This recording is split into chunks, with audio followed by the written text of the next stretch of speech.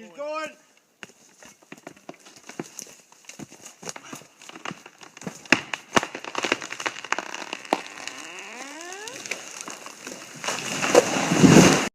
बार कई सारे बच्चे बोलते हैं सर इतने दिनों से लगे हुए हैं अब तक कोई रिजल्ट नहीं आ रहा है, सर पता नहीं क्या होगा, समझ में नहीं आ रहा है। यार लाइफ बिल्कुल इस पेड़ की तरह है।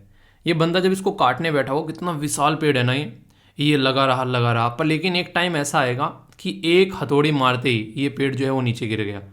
पर लेकिन क्या उस एक हथौड़ी ने इस पेड़ को तोड़ा? क्या इस एक मारने इस पेड़ को तोड़ा? नहीं। वो जो पूरा इसने इसको लग के काटा है, पूरी जड़ तक इसको ख़त्म किया है, उसने इस पेड़ को तोड़ा। तो इसलिए ज़िंदगी भी ऐसी है, आप लोग थोड़ा सा पेशेंस रखिए अपने डिसिप्लिन के साथ में। जो कर रहे हो ना बस वो करते रहो, मतलब जो पैटर्न फॉलो कर रहे हो ना बस वो फॉलो करते रहो। जो रिजल्ट आएगा ना वो बिल्कुल ऐसा ही होगा, सरप्राइज हो जाएंगे आप भी और आपके आसपास रहने वाले लोग भी। हाउस द जोश, हाउस द जोश। तो दोस्तों देखते ही देखते 3 महीने चले गए इस साल के। हाथ में से कैसा लग रहा है, कैसे यूटिलाइज किए हैं? जिस तरीके से पहली जो जनवरी थी फर्स्ट डेट में जो डिसाइड किया था बिल्कुल वैसे ही चल रहा है या फिर ऐसा ही चल रहा है जैसे पहले सालों में चलता हुआ आया है? कुछ इंप्रूवमेंट किया है? तो मैं आप लोगों को यहाँ पर रिक्वेस्ट करूंगा एक थोड़ी सी रुक कर एक बार देखना जरूर यार कि 3 महीने कैसे आप लोगों ने निकाले हैं इस साल के। थोड़ा सा एक बार सोचेगा जरूर, 3 नहीं सोच सकते तो कम से कम ये महीना जरूर सोचेगा कि ये महीना आप लोगों का कैसा रहा। बताइएगा जरूर थोड़ा सा कि हाँ अच्छा रहा, बुरा रहा, और अगर बुरा रहा तो पता होना चाहिए कम से कम आप लोगों को कि यार महीना अच्छा नहीं गया। क्योंकि अब आप लोगों की रेस्पॉन्सिबिलिटी है कि आने वाले टाइम को इंप्रूव करना, और अगर नहीं फोकस करोगे तो अगला महीना, उससे अगला महीना, साल, उससे अगला साल, ऐसे ही जाएंगे और जिंदगी जो है गर्त में चली जाएगी अगर अभी रुक कर नहीं सोचोगे। तो सोचना जरूर इसके ऊपर, क्योंकि आप लोगों की लाइफ है, अगर आप लोग नहीं सोचोगे तो कौन सोचेगा यार? अगर आप लोग काम नहीं करोगे तो कौन करेगा? तो ये आप लोगों की रेस्पॉन्सिबिलिटी है, आप लोगों को काम करना है। सबसे पहले तो ये बताइए कल का दिन कैसा रहा और आज का दिन कैसे लेकर चलने वाले हो। तो इसी के साथ में आप लोगों को अपने ऊपर फोकस करना आ जाएगा अगर ये काम आप लोग करना स्टार्ट कर दोगे। छोटी छोटी चीजें हैं, बड़ा बड़ा रिजल्ट देकर जाती हैं, थोड़ा सा अगर फोकस देकर चलोगे। शानदार डिस्कशन रहेगा, इंपॉर्टेंट न्यूज एनालिसिस, प्यार से बैलेंस डाइट बोलते हैं, बहुत ही इंपॉर्टेंट आर्टिकल अलग अलग न्यूज़पेपर के कवर करने वाला हूं। वीडियो के एंड में आप लोगों से राम सर साइट, एक इंपॉर्टेंट स्कीम, वोकेबलरी वाला पोर्शन और बहुत ही छोटी छोटी सी इंपॉर्टेंट न्यूज भी आप लोगों को देखने को मिलेगी, यानी कि जो प्रीलिम्स के लिए बहुत इंपॉर्टेंट होता है। एक छोटी सी टेस्ट सीरीज भी आप लोगों की कवर हो जाएगी। इतने क्वेश्चन में डिस्कस करूंगा इसके अंदर में। तो वीडियो के एंड में बताना स्कोर कितना आप लोगों का रहा, ये मैं आशा करता हूं कि आप लोग जरूर बताओगे, क्योंकि अगर ढंग से चीजों को लेकर चलोगे तो इतना मटेरियल होगा इस वीडियो के अंदर में कि आप लोग मैस्मराइज हो जाओगे। पर लेकिन अगर जिसको लग रहा है कि हाँ ठीक है चल रही है जिंदगी, उसके लिए कोई मतलब नहीं है। जो सीखना चाहता है ना उसके लिए मजा आता है जिंदगी में। वरना देखो टीचर तो सबको पढ़ाता है पर लेकिन सिलेक्शन सबका थोड़ी ना होता है। जो सीखना चाहता है रियलिटी में, जो एफर्ट डालता है, जो रियलिटी में बैठ कर चीजों को आंसर करता है। मैं बहुत सारी चीजें पढ़ाता हूँ, बहुत सारी चीजें पूछता भी हूँ। आंसर देखा करो, कई सारे बच्चों के कितने प्यारे प्यारे आंसर दिए जाते हैं। जो रेगुलर पार्टिसिपेट करते हैं उनके नाम तक मुझे याद हो जाते हैं कि हाँ मैंने कहा ये बच्चा डेली आंसर देता है। किस दिन नहीं आता है तो मुझे ऐसा लगता है कहाँ चला गया, क्या हो गया, ऐसा आंसर नहीं दिया कल उसने बच्चे ने। तो बहुत सारे आप लोगों को देखने को मिलेंगे। तो ये आप लोग तब कर पाएंगे जब आप लोग देखो कल के आंसर। देखना मैंने कल के आंसर जो पिन किए हैं काफी अच्छे से, हर्षिता के द्वारा काफी अच्छे आंसर दिए गए। मैंने कल की वीडियो के नीचे पिन किए हैं, आप लोग समझ पाओगे कि कितने अच्छे से आंसर दिए जा रहे हैं कई सारे बच्चों के द्वारा। उनको देखो जाकर आप लोग, तो आप लोगों को ही पता चलेगा कि हाँ किस तरीके से जो है सब आंसर अपने कर रहे हैं। ठीक है, तो ये चीज़ आप लोगों को रखनी है, क्योंकि देखो यार फिर से वही बोलूंगा एक ही बात कि कोई भी माँ के पेट से सीख के नहीं आता है। अगर आप लोग पार्टिसिपेट करोगे तो अच्छे से सीखोगे। ये है आज की इंपॉर्टेंट पर्सनैलिटी। पहचानो कौन? आप लोग मुझे लगता है पहचान ही लोगे, क्योंकि अभी हमारे देश के अंदर में इलेक्शन अनाउंस कर दिए गए हैं। किसके इलेक्शन अनाउंस कर दिए गए हैं पता है? किस किस को पता है? तो कर्नाटक के इलेक्शन जो है वो अनाउंस कर दिए गए हैं। और यहाँ पर एक काफ़ी इंपॉर्टेंट बात ये बोली गई है कि वायनाड जो कि राहुल गांधी जी से रिलेटेड कॉन्स्टिट्यूएंसी है, वहाँ पर बाई इलेक्शन अभी नहीं होंगे, क्योंकि मुद्दा जो है अभी काफ़ी गरमाया हुआ है। तो देखते हैं क्या मुद्दा चलता है। कर्नाटका में इलेक्शन होंगे 10 मई को और रिजल्ट जो आएगा उसका 13 मई को ये अनाउंस कर दिया गया है। तो इंपॉर्टेंट पर्सनैलिटी है, इनके बारे में जाकर थोड़ा सा पढ़ लेना, क्योंकि कई बार क्वेश्चन आप लोगों से डायरेक्ट पूछ लिए जाया करते हैं। ठीक है, बाकी कल शाम तक का टाइम है। मैंने बोला था जो भी यहाँ पर जो बैच चल रहा है उसमें एडमिशन जो है वो क्लोज हो जाएंगे, क्योंकि मैंने आप लोगों को बताया था कि बहुत सारे इशू आ रहे हैं, उससे ज़्यादा जो है चीज़ें जो है कंट्रोल करना फिर दिक्कत होती है। तो आप लोग उसको देख लेना। बाकी लेक्चर की पीडीएफ हिंदी और इंग्लिश में जो है आप लोगों को दोनों जगह मिल जाएंगी, टेलीग्राम के ऊपर भी और आप लोगों को यहाँ पर एप्लीकेशन के ऊपर भी। ठीक है, तो दोनों जगह से जाकर आप लोग डाउनलोड कर सकते हैं। और अगर दोनों में से कुछ भी यूज़ नहीं करना है तो studyloverveer.in जाकर वेबसाइट यूज़ करना। अगर आप लोग सिस्टम यूज़ करते हो तो यहाँ से भी जाकर आप लोग डाउनलोड कर सकते हैं, जो आप लोगों को जो नोट्स एंड PDF यहाँ पर मिल जाएंगी। तो ये थी कुछ बेसिक इन्फॉर्मेशन। आइए अब आगे चलते हैं, एक एक न्यूज़ जो है वो ढंग से समझते हुए आगे बढ़ेंगे और अच्छे से चीज़ों को एंजॉय करेंगे। तो सारी चीज़ें जो है सिस्टमेटिक वे में अच्छे से सुनते हुए चलिएगा। वीडियो को पॉज कर एक बार ये बताओ कि ओडी ओल्ट्रम पैटर्न क्या होता है। सुनने में ऐसा लग रहा है कि पहले भी सुना है क्या? ओडी गाड़ी की बात नहीं कर रहा हूँ, ठीक है। ये एक काफ़ी इंटरेस्टिंग कॉन्सेप्ट है जिसके बारे में आप लोगों से बात करूंगा, पर आप लोगों से जानना चाहूंगा कि किसी को इसके बारे में पता है, शब्द का मतलब पता है किसी को कि शब्द का मतलब क्या होता है? ये भी आप लोग बता सकते हैं। ये काफ़ी इंटरेस्टिंग क्वेश्चन आप लोगों से पूछा जा सकता है क्योंकि रिसेंटली अभी ये न्यूज़ में आ गया है। रिसेंटली न्यूज़ में किसकी वजह से आया मैं आप लोगों को बता देता हूँ। सुप्रीम कोर्ट के द्वारा अभी यहाँ पर बोला गया है कि ओडी ओल्ट्रम पैटर्न यूज़ करना चाहिए। जो भी रिजर्व बैंक ऑफ इंडिया के द्वारा एक सर्कुलर इशू किया गया है RBI के द्वारा फ्रॉड अकाउंट से रिलेटेड, यानी कि जो भी फ्रॉड अकाउंट क्लासिफाई किए गए हैं कि ये अकाउंट जो है वो फ्रॉड है, तो यहाँ पर सर्कुलर इशू किया गया कि अच्छा ये अकाउंट एक तरीके से फ्रॉड है, तो उसमें आप लोगों को ओडी ओल्ट्रम पैटर्न का इस्तेमाल करना चाहिए। मतलब क्या हो गया इसका कि इसका इस्तेमाल करना चाहिए। इसका इस्तेमाल करने का मतलब है कि सामने वाले को अगर तुम चोर बोल रहे हो कि वो इंसान चोर है, तो एटलीस्ट उसको भी मौका दो अपने आप को प्रूव करने का कि वो चोर नहीं है, यानी कि हियर द अदर साइड, यानी कि सामने वाले को भी सुनना। ये है ओडी ओल्ट्रम पैटर्न का मतलब। तो इसके चलते यहाँ पर ये अभी रिसेंटली न्यूज़ में आया है, मतलब कि किसी के ऊपर अगर आप लोग आरोप लगा रहे हो कि हाँ ये इंसान जो है गुनाहगार है, उसको भी अपॉर्चुनिटी दो अपने आप को प्रूव करने की कि वो गुनाहगार है या फिर नहीं है। क्यों? क्योंकि ये पूरा का पूरा कॉन्सेप्ट जो आ जाता है, ये पूरा का पूरा कॉन्सेप्ट आ जाता है नेचुरल जस्टिस की कैटेगरी में। यानी कि एक तो अपने ही केस में तुम खुद जज नहीं हो सकते, सामने वाले को भी मौका दो उसकी बात रखने का, उसके बाद में आप लोग डिसीजन को लो। और सामने वाले को ऐसा नहीं कि आप लोगों ने क्या करना है, नोटिस देना है कि तुमने ये गड़बड़ की है, उसको भी सुनने का मौका देना है, एविडेंस इकट्ठे करने का मौका देना है, क्रॉस एग्जामिनेशन होना चाहिए कि हाँ क्या सही है और क्या गलत है, उसको भी मौका मिलना चाहिए कि अपने वकील वगैरह को लेकर आए, और फिर यहां पर ओडी ओल्ट्रम पैटर्न यानी कि उसको भी अपनी बातें रखने का मौका दिया जाए। ये अनफेयर होगा कि सामने वाले को सुना ही नहीं और सामने वाले को बिना सुने ही आप लोगों ने अपना जजमेंट दे दिया, तो इसको बोला गया है ओडी ओल्ट्रम पैटर्न।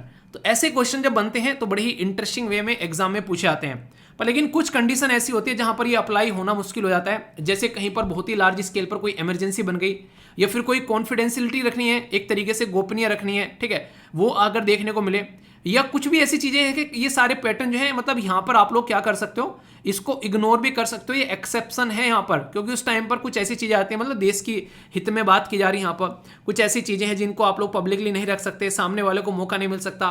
पर लेकिन उसके अलावा यहाँ पर अगर बात करेंगे तो ये ओडी ओल्ट्रम पैटर्न का इस्तेमाल आप लोगों को करना ही करना पड़ेगा।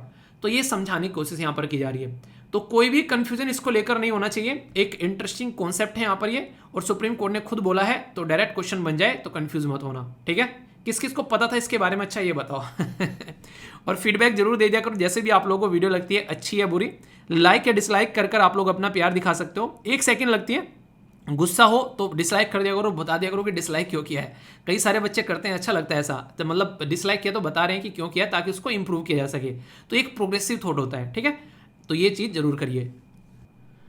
दोस्तों जब इन्वायरमेंट प्रोटेक्शन के बारे में बात करते हैं तो सबसे बड़ी बात यहाँ पर ये आती है कि आज की डेट में हम लोग उस चीज़ को प्रोटेक्ट करने की बात कर रहे हैं जिस चीज़ की वजह से हम लोगों का अस्तित्व है।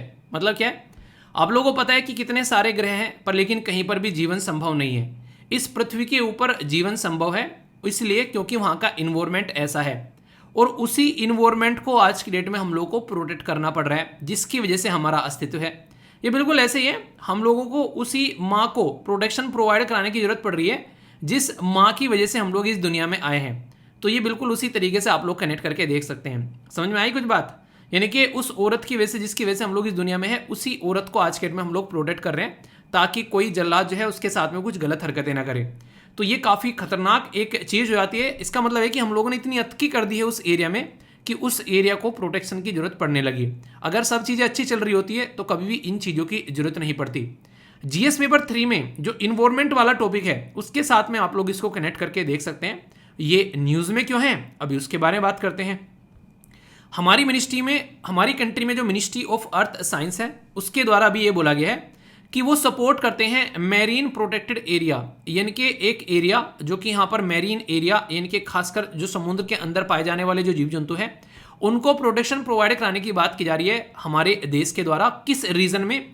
यह है अंटार्कटिका वाले रीजन में। अंटार्कटिका वाला रीजन पहले आप लोगों को पता होना चाहिए, फिर सारी बातें मैं आप लोगों से डिस्कस करूंगा डिटेल में। अगर आप लोगों को रीजन देखना है कहां पर ये आप लोगों को देखने को मिलेगा, तो अंटार्कटिका वाला रीजन आप लोगों को यहां पर नीचे नजर आएगा। ये पृथ्वी का जो साउथ पोल है बेसिकली, उसको आप लोग यहां पर बोल सकते हैं। इसको थोड़ा सा जब जूम आउट करेंगे तो और अच्छे से आप लोग चीज़ों को समझ पाएंगे। ये एग्जैक्ट आप लोग देख पा रहे हैं, ठीक है। तो यहाँ पर आप लोग देखिए, तो इस तरीके से जैसे हम लोग कहाँ पर हैं, हम लोग यहाँ पर हैं, आप लोग नीचे आएंगे तो यहाँ पर बिल्कुल अंटार्कटिका आप लोग को देखने को मिलेगा, ठीक है। तो ऊपर जाएंगे तो रसिया वाला रीजन आ जाएगा, इधर आप लोगों का यूरोप वाला, अमेरिका वाला रीजन। तो जो नीचे वाला पोल है उसके बारे में यहाँ पर बात की जा रही है, ठीक है। इसको आप लोग समझने की कोशिश करिएगा। अगर मैप में आप लोग देखोगे तो ये है अपनी प्यारी कंट्री, यहाँ से अगर आप लोग नीचे को आओगे तो ये अंटार्कटिका वाला रीजन देखने को मिलेगा। मैक्सिमम एरिया जो है उस पर यहाँ पर आप लोगों को 12 महीने बर्फ जमा मिलेगा। पर लेकिन आज की डेट में जैसे जैसे टेम्परेचर बढ़ता हुआ नजर आ रहा है, तो यहाँ पर वो प्रॉब्लम होती जा रही है कि जो यहाँ पर जीव जंतु रहते हैं इस एरिया में, बर्फ में पाए जाने वाले जो जीव जंतु हैं, उनकी खस्ता हालत हो रखी है। क्यों? क्योंकि पानी जो है वो बर्फ जो है वो पिघलता जा रहा है, और उसकी वजह से यहाँ पर पेंगुइन वगैरह जो इस पर्टिकुलर एरिया में बहुत सारी जीव जंतु पाए जाते हैं, आप लोगों को पता है, उनकी खस्ता हालत होती जा रही है। तो इसलिए इसको प्रोटेक्शन प्रोवाइड कराने की बात यहाँ पर की जा रही है, और भी कई सारे तरीके से। सबसे पहले तो नीड क्या है सेटिंग करने के लिए, मैरीन जो यहाँ पर जो एक तरीके से प्रोटेक्शन एरिया प्रोवाइड कराने के लिए इस रीजन में सदर्न ओशियन, अगर बात करें से अंटार्कटिका वाला जो रीजन हो गया, वो 10% ग्लोबल ओशन है, जो कि होम है नियरली 10,000 यूनिक पोलर स्पीसीज। यानी कि यहां पर 10,000 से भी ज्यादा ऐसे जीव जंतु पाए जाते हैं जो इस एरिया में पाए जाते हैं, और वो यूनिक हैं, यानी कि वो उस एरिया में मैक्सिमम आप लोगों को देखने को मिलते हैं। तो अगर कुछ भी गलत होता है वहां पर, तो इतनी सारी स्पीसीज जो पाई जाती हैं उनको हम लोग उनकी जिंदगी खतरे में डाल देंगे। ऑलरेडी जो क्लाइमेट चेंज हो रहा है, जिसकी वजह से यहां पर बर्फ पिघल रहा है, ऑलरेडी यहां पर उनकी जिंदगी खतरे में आ चुकी है, ठीक है। तो आप लोग समझ सकते हैं यहां पर एक तरीके से नहीं, मतलब ये तो नेक्स्ट लेवल पर हम लोग बात कर रहे हैं। ऑलरेडी इतनी बदतमीजी हम लोग कर चुके हैं, जिसके चलते यहां पर काम करने की जरूरत पड़ रही है। इंक्रीजिंग जो यहां पर की जा रही है ये है क्रिल। अभी आप लोगों को यहां पर दिखाऊंगा, एक पर्टिकुलर जो झींगा टाइप में है, जो कि एक तरीके से यहां पर इस्तेमाल किया जाता है। तो krill threaten animal that feed to them, तो ये आप लोगों को भी समझ में आएगा इसके बारे में। इंक्लूडिंग फिश, व्हेल, जो यहाँ पर बात करें सील्स, पेंगुइन, ये सारी जो पर्टिकुलर जो आप लोगों को जीव जंतु देखने को मिलेंगे, इन सबसे रिलेटेड भी यहाँ पर ये आर्टिकल आप लोग बोल सकते हो। ये जो क्रिल मैं आप लोगों को बोल रहा हूं, ये आप लोगों को देखने को मिलेगा जो मेरीन जो एरिया है, इनके समुद्र के अंदर में जो एरिया है वहां पर ये एक झींगा होता है, जो कि उनके खाने का बहुत ही बड़ा एक साधन है। खासकर मछलियां जो है बहुत सारी आप लोगों को इसके ऊपर जिंदा देखने को मिलेगी। तो 1 से लेके 6 सेंटीमीटर की लेंथ का है, और एक बहुत बड़ा रोल और प्ले करता है, ये रिमूव करता है कार्बन डाइऑक्साइड यहां से बेसिकली। तो इसके लिए भी बहुत ही शानदार तरीके से ये रोल प्ले करता है। तो इनकी संख्या अगर खत्म होती जाती है, तो आप लोग खुद सोचो यहां पर डायरेक्ट इन्वायरमेंट के ऊपर क्या इंपैक्ट पड़ेगा। आप लोगों को पता है ना, गिद्ध जो है वल्चर, उनकी संख्या खत्म अगर पृथ्वी पर से हो जाए, तो पृथ्वी पर जो आज की डेट में जो गले सड़े मांस जो है उसको हम लोग क्लियर करने का काम जो इनके द्वारा किया जाता है, उनको बेसिकली वो वहीं पर ही गलते सड़ते रहेंगे, दुनिया भर की बीमारियां लग सकती हैं, कितनी बर्बादी चीजों की हो सकती है। आप लोग इस तरीके से समझ सकते हैं, जो भी चीज खराब हो जाती है वो गल सड़कर खत्म होती है। यहाँ पर बहुत सारी ऐसी नेचर ने, प्रकृति ने चीजें सेट कर रखी है हमारे इस नेचर के अंदर में, ताकि एक बैलेंस बनाकर रखा जा सके। पर लेकिन हम जो हरकतें कर रहे हैं, कहीं टेम्परेचर बढ़ रहा है, कहीं वो कार्बन डाइऑक्साइड की मात्रा जो बढ़ती जा रही है, कहीं पर हम लोग पेड़ों को काटते जा रहे हैं, कहीं पर हम लोग और भी नेक्स्ट लेवल के पोल्यूशन फैला रहे हैं, जैसे कि रेडियो एक्टिव जो चीजें हो गई समुद्र के अंदर में, पता नहीं क्या क्या डाला जा रहा है आज की डेट में। तो ये कहीं ना कहीं आप लोग बोल सकते हैं कि घूमकर हमारे पास में आने वाला है। आप लोगों ने देखा ना, अक्सर बुजुर्ग लोग बोले जाते हैं, ये बोलते पाए जाते हैं कि बेटा जैसा बोओगे वैसा काटोगे, तुम्हारे कर्म जो है वो तुम्हारे ही सामने आने वाले हैं। तो ये बातें क्यों बोली जाती है? ये बातें इसलिए बोली जाती है ताकि इंसान जो है वो अपनी बदतमीजी और गंदी हरकतों को रोक सके, क्योंकि अगर इसी तरीके से वो हरकतें करता रहा तो कल को उसी के पैरों में आकर फिर जो है वो कुल्हाड़ी लगने वाली है। तो सदर्न ओशन जो है वहां पर दो जो अभी यहां पर ये एरिया बनाने की बात की जा रही है, MPA जिसको बोला जा रहा है, ताकि इस एरिया को प्रोटेक्ट किया जा सके। यहाँ पर जैसे कि एक आइलैंड भी देखने को मिलेगा, एरिया अलग अलग छोटे छोटे कुछ कुछ आइलैंड है, और रोज सी भी आप लोगों को देखने को मिलता है, तो उसको प्रोटेक्ट करने की बात की जा रही है। सारी जो फिशिंग वगैरह सारी है उनको प्रोटेक्ट करेंगे। तो बोला जा रहा है कि अगर ढंग से प्रोटेक्ट कर पाते हैं तो यहाँ से आज के लिए काफ़ी सारे ऐसे एक फिशिंग है, खासकर कमर्शियल फिशिंग के बारे में बात करते हैं, तो जहाँ यहाँ पर आप लोगों को देखने को मिलती है। यूरोपियन यूनियन, ऑस्ट्रेलिया ने ऑलरेडी यहाँ पर इसको प्रोटेक्ट करने की बात कर रखी है। इंडिया ने यहाँ पर इसके ऊपर बिल भी लाया था। अगर आप लोगों को एक इंटरेस्टिंग चीज़ मैं बता दूँ, आप लोगों को अगर याद हो, आप लोग थोड़े लंबे समय से अगर मेरे साथ में कनेक्टेड है, मैंने 2022 में अप्रैल के महीने में एक बहुत ही इंपॉर्टेंट आर्टिकल डिस्कस किया था इससे रिलेटेड, ठीक है। वो था यहाँ पर इंडियन अंटार्कटिका बिल 2022। उस पर्टिकुलर बिल के अंदर मैंने बताया था कि क्यों हमारे देश में भी आज की डेट में इसके लिए बिल लेकर आ जा रहा है, क्योंकि हम तो उस एरिया में है भी नहीं है, हम तो वहां बैठे भाई साहब, हमको कैसे उसमें एरिया में हम लोग बिल लेकर आ सकते हैं।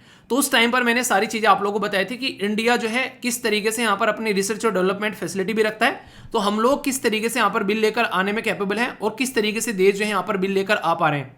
आप लोगों को मैंने बताया भी था कि हमारे मैत्री और भारती दो आप लोगों को यहाँ पर रिसर्च स्टेशन देखने को मिलेंगे आज की डेट में। टोटल मिलाकर 40 के करीब रिसर्च स्टेशन है, जिसमें से 2 हमारे भी हैं इस पर्टिकुलर रीजन में।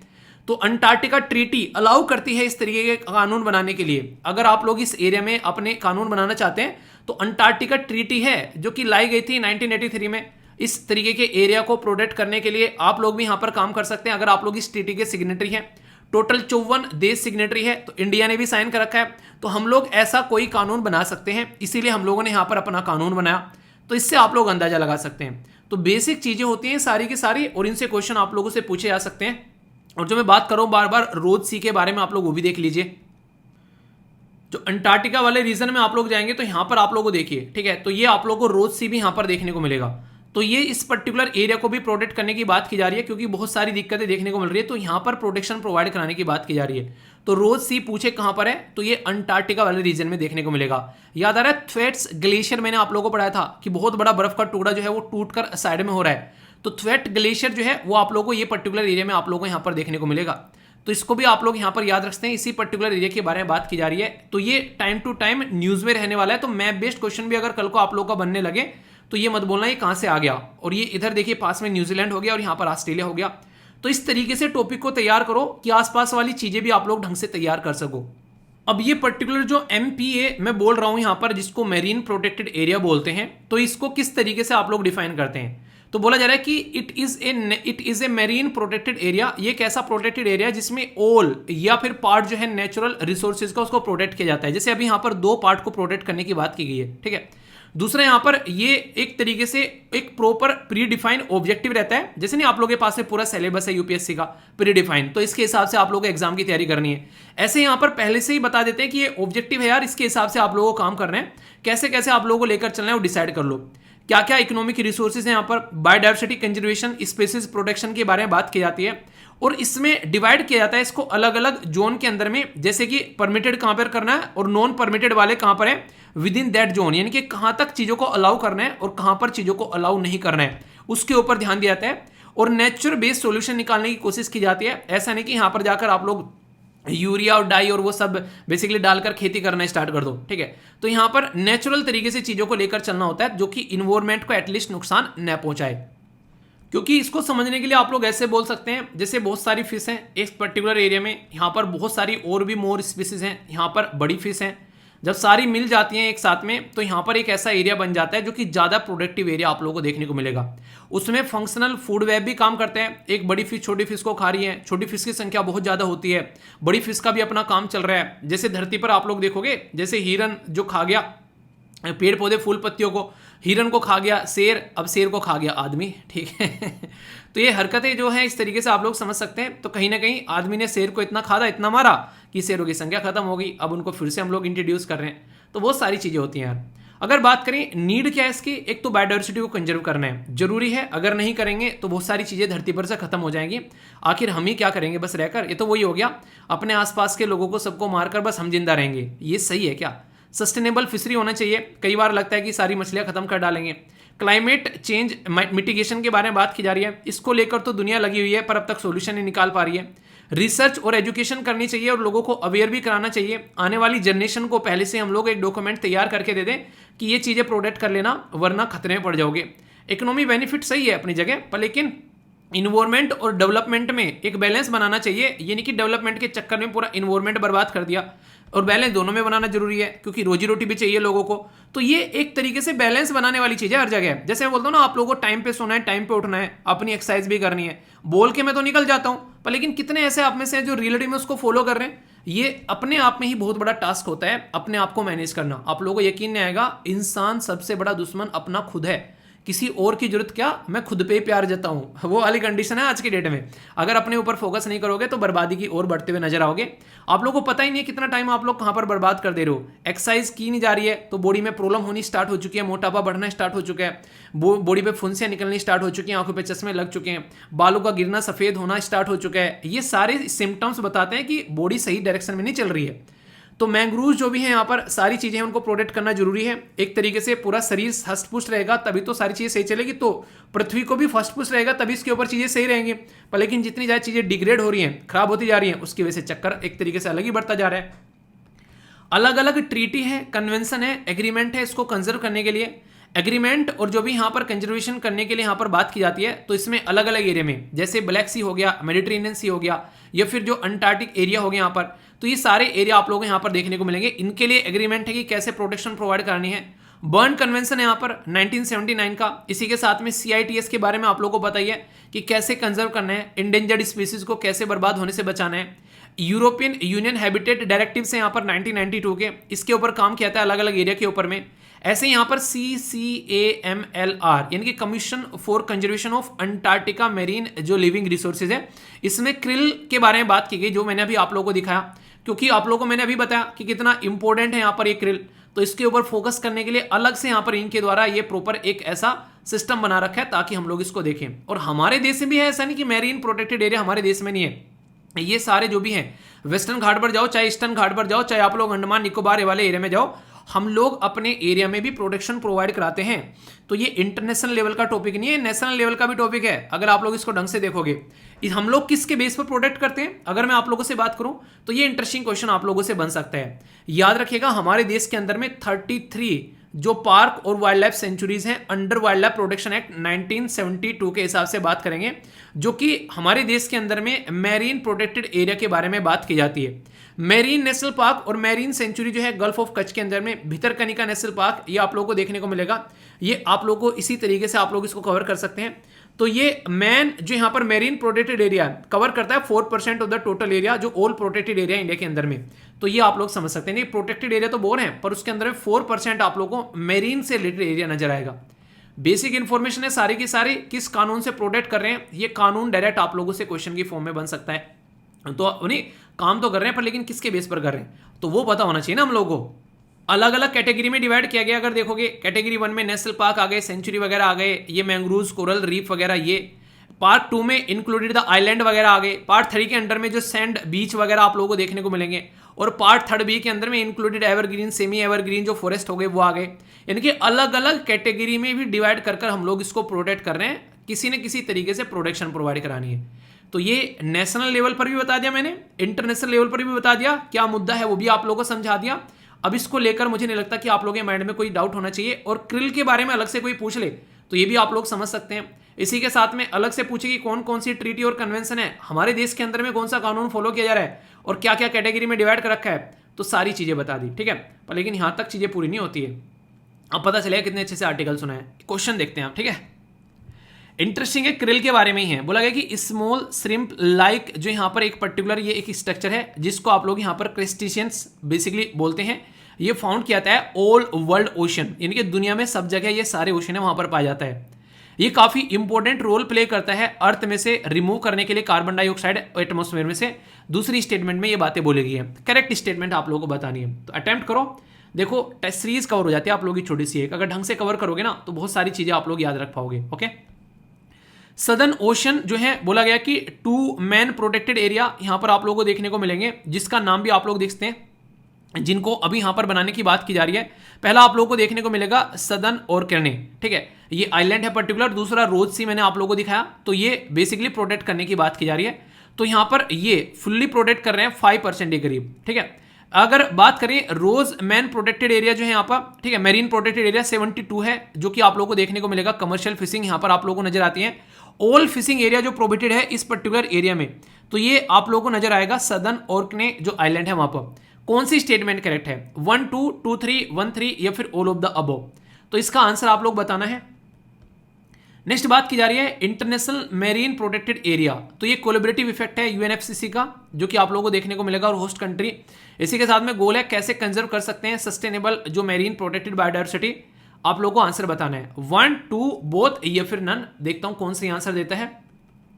एक और क्वेश्चन है यहां पर मेरीन प्रोटेक्टेड एरिया के बारे में, तो बोला जा रहा है कि इन्वॉल्व करता है protected management natural area according to the pre defined management, जो ऑब्जेक्टिव रहता है। मैंने बोला पहले से ही डिफाइन कर देना, ठीक है।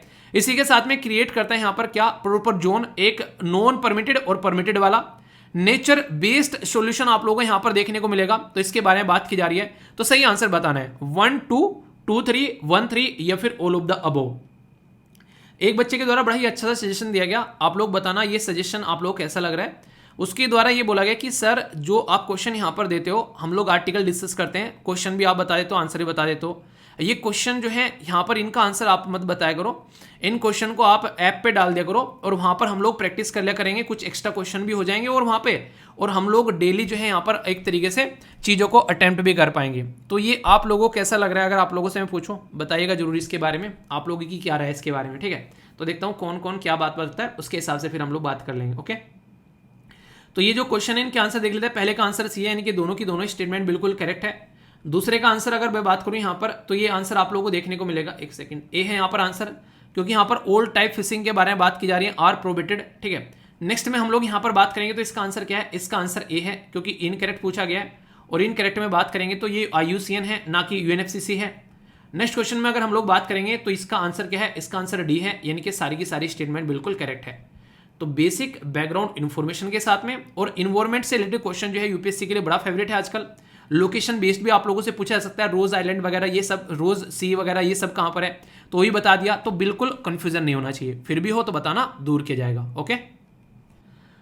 दोस्तों आज की डेट में जब हम लोग बात करते हैं खाने और पीने के बारे में, या फिर अपने देश में एग्रीकल्चर यानी कि खेती बाड़ी के बारे में, तो ये एक चीज़ आप लोगों को बड़ी कॉमन देखने को मिलती है कि किसानों को उनका हक नहीं मिल पाता है। उनके ही द्वारा बेसिकली खेतों में उगाए गए जो भी रॉ मटेरियल हैं, जो भी प्रोडक्ट हैं, उनको दूसरे लोग जो हैं वो बाकायदा उनको पैक कर कर कर मस्त तरीके से मार्केट में बेचते हैं और खूब पैसा कमाते हैं।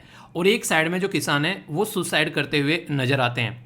तो इसका बहुत बड़ा रीज़न यहाँ पर यह है क्योंकि हमारी कंट्री में हम लोग प्रॉपर फूड प्रोसेसिंग इंडस्ट्री जो है वो उन एरिया में डेवलप नहीं कर पा रहे हैं जिन एरिया में रॉ मटेरियल निकल कर आता है। अगर समझ में नहीं आया क्या बोला, अभी समझ में आएगा। बहुत ही प्यारा टॉपिक है, आपके दिल को छू कर जाएगा। इसमें कुछ क्वेश्चंस भी मैं आप लोगों ही कराऊंगा जो कि आप लोगों को ये बताएंगे कि किस तरीके से ये टॉपिक इंपॉर्टेंट है। और यूपीएससी ने यहाँ से क्वेश्चन पूछा है आंसर राइटिंग का भी, तो आप लोग इस टॉपिक की इंपॉर्टेंस इसी से लगा सकते हैं कि अपने ही आप में एक शानदार और जानदार टॉपिक है ये। अभी यहाँ पर खासकर पीआईबी ने इसको कवर किया है तो इस टॉपिक की इज्जत और ज़्यादा बढ़ जाती है। तो बात करेंगे एक स्कीम के बारे में भी, क्योंकि अक्सर स्कीम आप लोगों से पूछ ली जाती है। तो प्रधानमंत्री formalisation of micro food processing enterprise, जिसको PMFME बोला गया है, ये एक स्कीम है। आप लोगों से स्कीम पूछी जाती है बड़ी फ्रीक्वेंटली एग्जाम में, तो इसके बारे में समझेंगे। और यहाँ पर अभी रिसेंटली क्यों ये न्यूज़ में है वो भी बातें मैं आप लोगों से डिस्कस करूंगा। दोस्तों ये जो टॉपिक है आप लोग GS पेपर 2 जो गवर्नमेंट स्कीम होती है उसके साथ में भी आप लोग इसको कनेक्ट करके देख सकते हैं। आप लोगों के सामने एक शब्द लिखा हुआ है PMFME, इसके बारे में पूरा डिटेल में बात करूंगा और इसी के साथ में बैकग्राउंड इन्फॉर्मेशन भी मैं आप लोगों से डिस्कस करूंगा ताकि जो क्वेश्चन आप लोगों से मैं पूछूं उनका आंसर आप लोग दे सको। सबसे पहले तो ये याद रखिए कि जो ये स्कीम है PMFME, इसको बोलते हैं क्या, prime minister formalisation of micro food processing enterprise scheme. तो यहाँ पर अगर आप लोग हिंदी में पढ़ना चाहते हैं तो हिंदी में भी पढ़ सकते हैं। और कई सारे बच्चे बोले हैं सर हिंदी में PDF प्रोवाइड करा दिया करो। हर एक लेक्चर की PDF जो है वो हिंदी और इंग्लिश दोनों में होती है। आप लोग इसको देखा करो तो खोल के पता चलेगा आप लोगों को। बिना खोले ही बोल देते हो कि सर हिंदी में प्रोवाइड करा दिया करो, तो यार वो थोड़ा सा मतलब अजीब लगता है, ठीक है। तो एक बार देखा तो करो खोल के PDF को। अभी बात करते हैं इसकी स्कीम के बारे में। तो कौन सी मिनिस्ट्री इस स्कीम को इंप्लीमेंट करती है, तो ये है ministry of food processing industry. कौन है इसके मिनिस्टर, ये आप लोगों को बताना है। ये एक ऐसी स्कीम है जो कि यहाँ पर एक सपोर्ट प्रोवाइड कराती है जिसमें फाइनेंशियल सपोर्ट यानी कि पैसे का भी सपोर्ट हो सकता है, टेक्निकल यानी कि कुछ ऐसी चीज़ें जो कि उनकी समझ में नहीं आ रही है टेक्नोलॉजी के पॉइंट ऑफ से वो, और एक बिजनेस सपोर्ट यानी कि अगर आप लोगों ने काम कर लिया अच्छा खासा और आप लोग अपना माल मार्केट में ले जाकर बेचना है तो एक बिजनेस के पॉइंट ऑफ से भी फूड प्रोसेसिंग एंटरप्राइज को सपोर्ट प्रोवाइड कराने की बात की जाती है इस स्कीम के द्वारा। अब जो बेसिक चीज़ें मैं आप लोगों को समझाने वाला हूँ वो थोड़ा सा आप लोग ध्यान से सुनिएगा। अगर बात करो आज की डेट में आप लोग एक पर्टिकुलर एरिया में रहते हैं और उस पर्टिकुलर एरिया में गन्ने यानी कि शुगर कैन और इसी के साथ में गेहूं यानी कि वीट की खेती बहुत ही दबाकर होती है। इनके रॉ मटेरियल जो गेहूं है वो आप लोग वहां से निकाल कर लेकर आते हैं और गन्ना भी निकाल कर लेकर आते हैं। सोचो आप लोग जब गन्ना निकालकर खेतों में से लेकर आते हैं, आप लोग उसको ले जाकर या तो किसी कोल्हू में बेच देते हैं या फिर उसको किसी मिल के अंदर में बेच देते हैं। अगर आप लोगों के गांव में ही एक छोटा सा नहीं कहते कि बेटी लो लेवल पर एक छोटी सी एक मशीनरी सेटअप कर दिए कि आप लोग अपने ही एरिया में कुछ चीनी वगैरह बना सको, गन्ने से अपना गुड़ वगैरह बना सको अपने ही लोकल एरिया में, और फिर उसको मार्केट में ले जाकर बेच सको, तो कैसा रहेगा। पर लेकिन ऐसा नहीं होता है। जो मील वगैरह ये सारा सिस्टम जो होता है इतने लार्ज स्केल पर लगाया जाता है कि वहां पर गन्ना ले जाकर देना और उससे पैसा लेकर फिर साइड में हो जाना, ये सिस्टम रहता है। अगर हर एक किसान को छोटा छोटा सा बिजनेसमैन बना दिया जाए कि जो भी रॉ मटेरियल उसके खेतों में निकल कर आता है उस रॉ मटेरियल को वो पैकेट में सेट कर कर बाकायदा मार्केट में भेजे। सोचने के लिए थोड़ा सा इस तरीके से सोचो, जैसे मान लीजिए एक इंसान है, वो क्या करता है, कोई पर्टिकुलर कंपनी है, ठीक है, वो पर्टिकुलर कंपनी आप लोगों के लिए मोबाइल फोन बना कर लेकर आ रही है, ठीक है, तो कहीं ना कहीं से रॉ मटेरियल भी वो उठा रही होगी, उसका मोबाइल फोन बना रही है। अगर कोई पर्टिकुलर कंपनी जो है वो सारा रॉ मटेरियल उसी कंपनी का है, वही मोबाइल फोन बना रही है, वही उसको पैकेट में पैक कर रही है, वही उसको मार्केट में लेकर जा रही है, तो इससे क्या रहेगा, इससे ये रहेगा कि इसको इसकी प्रॉपर लागत जो है इसी कंपनी को मिलेगी।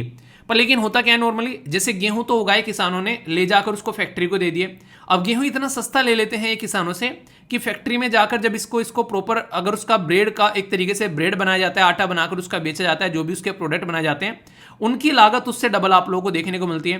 यानी कि रॉ मटेरियल को बिल्कुल आप लोग बोल सकते हो कि पानी के भाव ले लिया।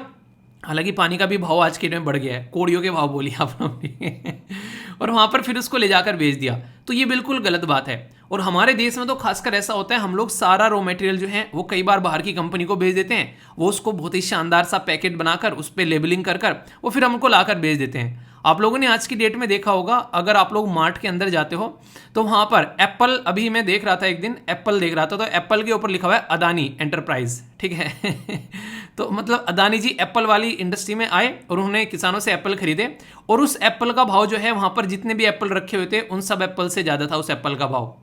तो यहां से आप लोग अंदाजा लगाइए कि उस एप्पल को जो खरीदा गया होगा अदानी जी के द्वारा, अदानी जी की कंपनी के द्वारा, वो किसानों से खरीदा गया होगा, क्या पूरा का पूरा प्रॉफिट उसका किसानों को जाता है। सेम कंडीशन आप लोग हर एक फील्ड में लगा सकते हैं। मैं अदानी से चिढ़ता नहीं हूं या फिर अदानी जी से मतलब कोई ऐसा नहीं कि मुझे गलत फीलिंग आती है, एक शानदार बिजनेसमैन है, देश को आगे लेकर चल रहे हैं। बस मेरे माइंड में उदाहरण आया क्योंकि रिसेंटली अभी मैंने वो एप्पल देखे, इससे पहले मैंने ऐसा कोई एप्पल का प्रोडक्ट नहीं देखा था और मैंने सोचा कि लेकर देखते हैं। हाँ, उनकी क्वालिटी अच्छी है दूसरों के कंपेयर में, अगर आप लोग उनको खाकर देखोगे, पर लेकिन उनका प्राइस भी उतना ही अच्छा है दूसरों के कंपेयर में। मैंने पूछा दुकानदार से, मैंने कहा ये अदानी जी के एप्पल जो आ रहे हैं मतलब इनमें क्या डिफरेंस है।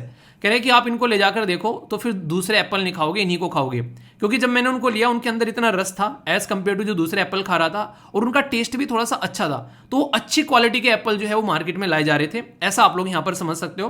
पर लेकिन क्या उसका उतना ही लागत जो यहाँ पर हमको मार्केट से लेने में लग रहा है, उसका उतना ही लगभग मतलब एक तरीके से अच्छा प्राइस जो है वो किसानों को मिल रहा होगा, इसके बारे में कौन चेक करेगा। तो ये सबसे बड़ी प्रॉब्लम यहाँ पर निकल कर आती है। तो यहाँ पर आती है कि सॉरी यार यहां पर बात आती है कि मिडिलमैन जो रहते हैं खासकर वो अपना अच्छा खासा कमा कर ले जाते हैं, पर रियलिटी में जो उसके ऊपर अपना खर्चा किया होता है उसको बेसिकली सही से चीजें नहीं मिल पाती है। और इसकी वजह से जो ऐसे लोग सोसाइटी में जो कि अफोर्ड नहीं कर पाते हैं चीजों को, उनको प्रॉपर फूड भी नहीं मिल पाता है, खाने की चीजें नहीं मिल पाती है, और मिलती भी है तो वो सब स्टैंडर्ड क्वालिटी की मिलती है, यानी कि लो क्वालिटी की मिलती है, उस लेवल की मिलती नहीं है जिस लेवल की उनको मिलनी चाहिए। तो ये सबसे बड़ी प्रॉब्लम यहां पर देखने को मिलती है। अभी हमारे देश के अंदर में इन चीजों के ऊपर फोकस किया जा रहा है और 100% एफडीआई फूड प्रोसेसिंग में लाई जा रही है। मतलब जैसे आप लोग मार्केट से लेकर आए नींबू, और नींबू का अचार आप लोगों को बनाना है, तो नींबू का अचार जब आप लोग बनाओगे तो एक तरीके से उसको प्रोसेसिंग करके पैकेट में रखोगे, नींबू लेकर लाकर रखो, सड़ जाएंगे एक हफ्ते के अंदर अंदर, ये आप लोगों ने फील किया होगा। पर लेकिन नींबू का अचार लाकर रखो, उसको 1 साल तक रखो, उसको सड़ाकर दिखाओ, तो ये क्या हो गया, ये उसी मटेरियल की लाइफ जो सेल्फ लाइफ बढ़ा दी उसी मटेरियल की, और वही जो 1 हफ्ते में खराब हो जा रहा था वो अब 1 साल में खराब हो रहा है। तो सोचो एक किसान है, वो अपने खेतों में एक नींबू का पूरा बाग लगाए हुए है, और उस पर्टिकुलर बाग के पास में उसने छोटी सी एक फैक्ट्री लगा दी जो कि नींबू का अचार बनाने का काम कर रही है, अपना ब्रांड का बेसिकली ठप्पा लगाकर वो उस पर बेच रहा है मार्केट में ले जाकर। एक मूवी थी साउथ इंडिया की, वो तेल के ऊपर बात कर रही थी ऐसे ही, उन्हीं की तेल निकालते थे लोकल, बेसिकली जो अपना लोकल सिस्टम यूज़ कर कर, और फिर मार्केट में जो तेल के बड़े बड़े जो कंपनी थी उन्होंने उसको ख़त्म करने की कोशिश की थी, याद आ रहा है। फिर मार्केट में जाता है वो, वहाँ पर उसको देखता है कि कौन कौन क्या क्या कर रहा है, और फिर अपने तेल की जो क्वालिटी है वो बताता है, केस कोर्ट में भी पहुँच जाता है, उसकी अपनी जो ब्रांड जो है उसके ऊपर दूसरे की ब्रांड लगाकर वो एक तरीके से केस चलता है, याद आ रहा है। वो साउथ इंडिया की मूवी थी, बड़ी प्यारी, मुझे नाम याद नहीं आ रहा एग्जैक्टली। तो हालांकि साउथ इंडिया की मूवी का नाम भी थोड़ा सा डिफरेंट होता है, तो मतलब स्टोरी तो पूरी याद रह जाती है, बस नाम याद नहीं रहते कई बार।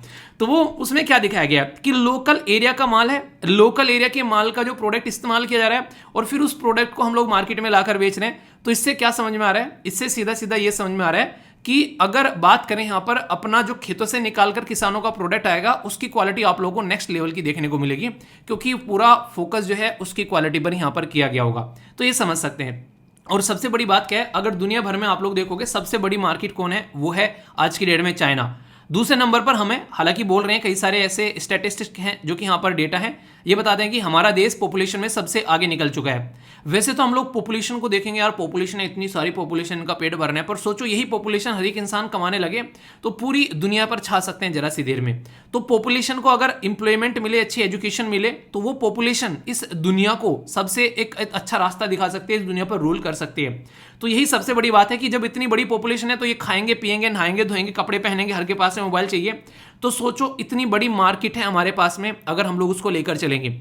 वन नेशन वन टैक्स है, जीएसटी आज के डेट में हमारे देश के अंदर में जो काफी अच्छे से अपना परफॉर्मेंस दे रहा है, और फास्ट ग्रोइंग इकोनॉमी है, दुनिया में सबकी इकोनॉमी जो है वो डूबी पड़ी है, पर हम लोग आज के डेट में बेस्ट लेवल पर चल रहे हैं।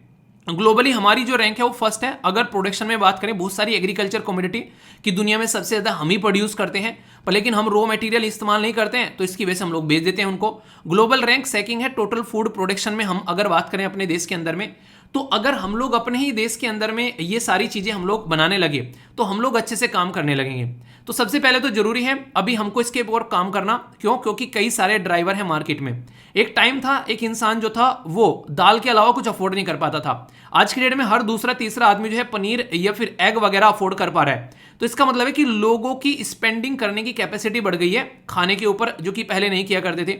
इसीलिए आज की डेट में मार्केट में आप लोगों को देखने को मिलेगा जोमेटो स्विगी जैसे खाने के ऐप आ गए भाई साहब। अगर लोगों की कैपेसिटी नहीं बढ़ती तो ये ऐप कभी नहीं आते। रिसेंटली अभी आप लोगों ने सुना होगा, एक इंसान के ऊपर कई लाख रुपए की बिरयानी खा डाली, मतलब पूरे एक साल के अंदर में, खुद जोमेटो ने एक आर्टिकल बेसिकली देकर निकाला था। समझ सकते हैं आप लोग कितना लोग स्पेंड कर रहे हैं अपने खाने के ऊपर। इससे आप लोग चीज़ों को समझ पाओगे यहाँ पर। तो इंक्रीजिंग अर्बेनाइजेशन लाइफ स्टाइल और जो एक तरीके से एस्पायरेशन है लोगों की, उसकी वजह से भी यहाँ पर लोग जो है उनका खाने का स्टैंडर्ड जो है वो बढ़ता जा रहा है एज कंपेयर टू अगर पहले आप लोग देखोगे। ग्रोथ अगर बात करें यहाँ पर ऑर्गेनाइज जो सेक्टर है उसके अंदर में जाओगे तो प्राइवेट लेबल और पेनिट्रेशन अलग अलग कंपनी आ रही है आज के डेट में इस पर्टिकुलर फील्ड के अंदर में। तो डिमांड बढ़ रही है तो सप्लाई भी बढ़ेगी। तो demand for the functional food, जो भी यहाँ पर आज के डेट में आप लोगों को इंटरेस्टिंग चीज देखने को मिलेगी। एक आज की डेट में जिससे बात करते हैं ना कि यार ये खाना नहीं सही तरीके से बन पा रहा है, तो एक तरीके से पैकेज खाना लोग खाना ज्यादा पसंद कर रहे हैं आज की डेट में। क्या चाहिए? ब्रेड रोटी नहीं है तो भाई साहब मतलब रोटी नहीं बन पाती है तो ब्रेड का पैकेट ले आओ यार, क्या जा रहा है उसमें, ठीक है। हर एक चीज की पैकेजिंग आप लोगों को देखने को मिलेगी, पर लेकिन पैकेजिंग जो है नॉर्मली अगर बात करें हमारी जैसी कंट्री के लिए अच्छी नहीं है पैकेजिंग। अगर मैं आप लोगों को बताऊं, आप लोग बोलोगे क्यों? इसके ऊपर एक वीडियो मैंने शेयर की थी टेलीग्राम के ऊपर में, अगर आप लोगों को याद हो। एग्जैक्टली मुझे डेट याद नहीं आ रही है, आप लोग जाओगे तो आप लोग जब ढूंढोगे उसको मिल जाएगी, उसमें मीडिया में जाकर एक बार देख लेना।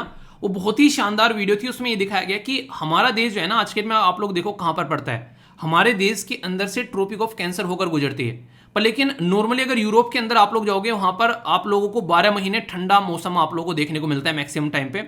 तो पैकेजिंग की चीजें उन एरिया में अच्छी रहती है। हमारे यहाँ पर अगर फ्रिज में उसको नहीं रखोगे तो जरा सी देर में सड़कर वो खराब हो जाएगी।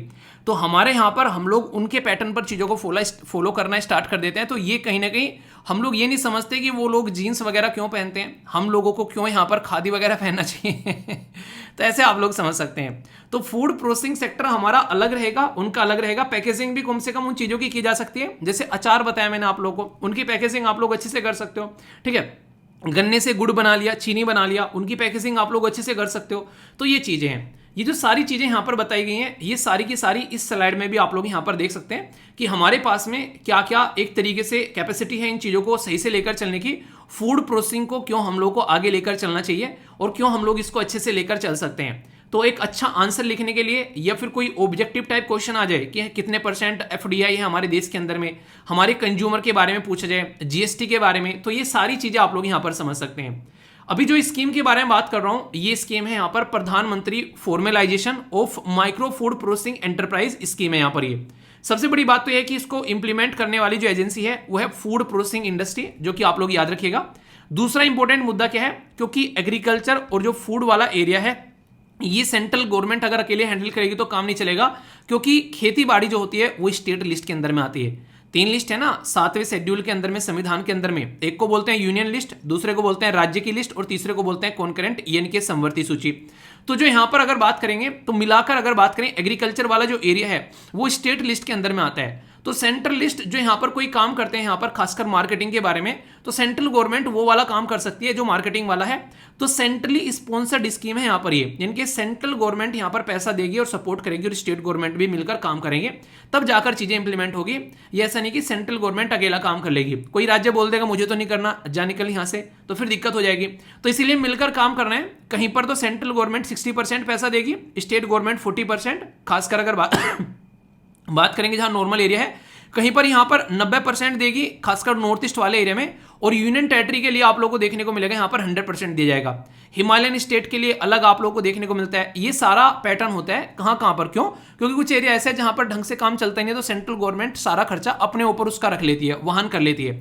पर यूनियन टेरिटरी में क्या होता है, क्योंकि वह सेंटर के कंट्रोल में होती है, तो वहां पर जो है 100% सेंट्रल गवर्नमेंट पैसा देती है। अब यहां पर बात कर रहे हैं कि इससे क्या होगा, हमारे देश में जो एक सेक्टर है एग्रीकल्चर वाला खासकर उसमें, उसको हम लोग क्या कर पाएंगे, आधुनिक बना पाएंगे, यानी कि उसको हम लोग मॉडर्नाइज कर पाएंगे। एक प्रतिस्पर्धा बढ़ेगी, यानी कि कंपटीशन मार्केट में आप लोगों को बढ़ता हुआ नजर आएगा। तो इससे क्या होगा, ज्यादा से ज्यादा लोग जो हैं वो इसमें और ज्यादा कनेक्ट हो पाएंगे जब इस पर्टिकुलर एरिया में आकर चीजें आगे बढ़ना स्टार्ट होंगी। इसी में बहुत सारी ऑर्गेनाइजेशन आ रही है, जैसे फार्मर प्रोड्यूसर ऑर्गेनाइजेशन, तो किसान के ये इस तरीके के उत्पादक संघ है, और इसी के साथ में आप लोगों को सेल्फ हेल्प ग्रुप यानी कि स्वयं सहायता समूह भी आप लोगों को देखने को मिलेंगे। प्रोड्यूसर कोऑपरेटिव्स आप लोगों के सामने निकल कर आती है, उत्पादक सहकारी समितियां, तो ये भी ग्राउंड लेवल पर काम करना स्टार्ट कर चुकी हैं। मतलब क्या इसका, एक एरिया में आप लोग एक शानदार सा कॉलेज बनाओ, उस एरिया में आप लोगों को हॉस्टल की फैसिलिटी, उस एरिया में आप लोगों को रेस्टोरेंट की फैसिलिटी, उस एरिया में आप लोगों को बेसिकली जो कॉपी जो पेन है उनको प्रिंट करने वाली फैसिलिटी, ये सारी चीजें आप लोगों को वहां पर देखने को मिलने लगेगी। तो ये बातें आप लोग यहां पर समझ सकते हैं। ड्यूरेशन क्या है यहाँ पर इसकी, ये जो पर्टिकुलर स्कीम है ये इंप्लीमेंट की जा रही है 5 साल के लिए। पहले यहां पर बात की जा रही है अभी फिलहाल इसको 2020-21 से लेकर 2024-25 तक का।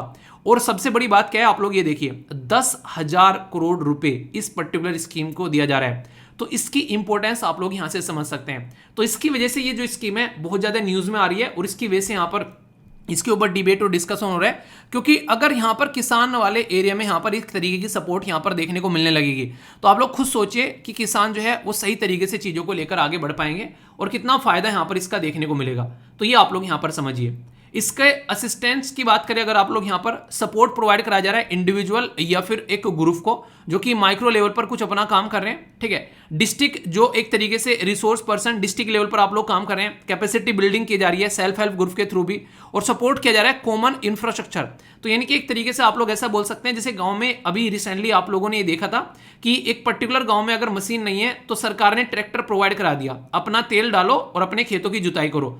तो ऐसी चीजें यहां पर देखने को मिलती है। तो रिसोर्स जो रहते हैं कॉमन रहते हैं और सब उसको इस्तेमाल कर सकते हैं। हालांकि उसका आउटपुट इतना अच्छा देखने को मिलता नहीं है, पर फिर भी बात यह है कि हाँ ढंग से काम कर पा रहे हैं। तो इससे क्या होगा, देखिए इस पर्टिकुलर स्कीम से लोगों को कहीं ना कहीं पैसा मिलेगा एक तो, ठीक है। जो उनको पैसे की कमी रहती है ना, अपना काम तो स्टार्ट कर लिया पर लेकिन पैसा नहीं है, तो उनको पैसा मिलेगा। इसी के साथ में रिवेन्यू जो है यहाँ पर जब मिलेगा तो इससे हमारे देश के अंदर में फूड क्वालिटी और फूड का स्टैंडर्ड बढ़ता हुआ आप लोगों को नजर आएगा जब ये इंडस्ट्री आगे बढ़ेगी।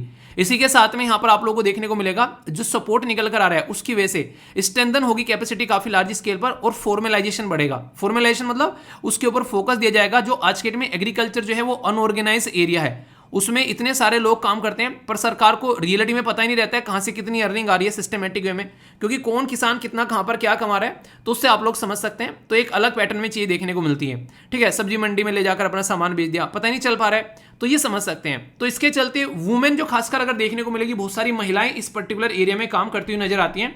तो एस्पायरेशनल डिस्ट्रिक्ट जो कि पिछड़ा हुआ डिस्ट्रिक्ट है उसमें फोकस किया जाएगा, ट्राइबल डिस्ट्रिक्ट पर फोकस किया जाएगा। एलिजिबिलिटी क्या है, यहाँ पर ऑल इंडिया बेसिस होना चाहिए उस स्कीम का जिसको सपोर्ट प्रोवाइड कराएंगे, क्योंकि माइक्रो फूड एंड प्रोसेसिंग के लिए यहां पर ये क्या कर रहे हैं, फॉर्मलाइजेशन के लिए पैसा प्रोवाइड करा रहे हैं। सपोर्ट टू द इंडिविजुअल और support farmer producer organization, self help group और कोऑपरेटिव्स के बारे में बात की जा रही है। तो यानी कि ग्राउंड लेवल पर चीजों को सही से सपोर्ट प्रोवाइड कराने की कोशिश की जा रही है। ये एक सिस्टम आप लोगों को यहां पर देखने को मिलेगा इस स्कीम के थ्रू। तो किसानों की बल्ले बल्ले यहां पर हो जानी है, ऐसा आप लोग बोल रहे हैं, अगर वो ढंग से चीजों को लेकर चल रहे हैं उस पर्टिकुलर एरिया में।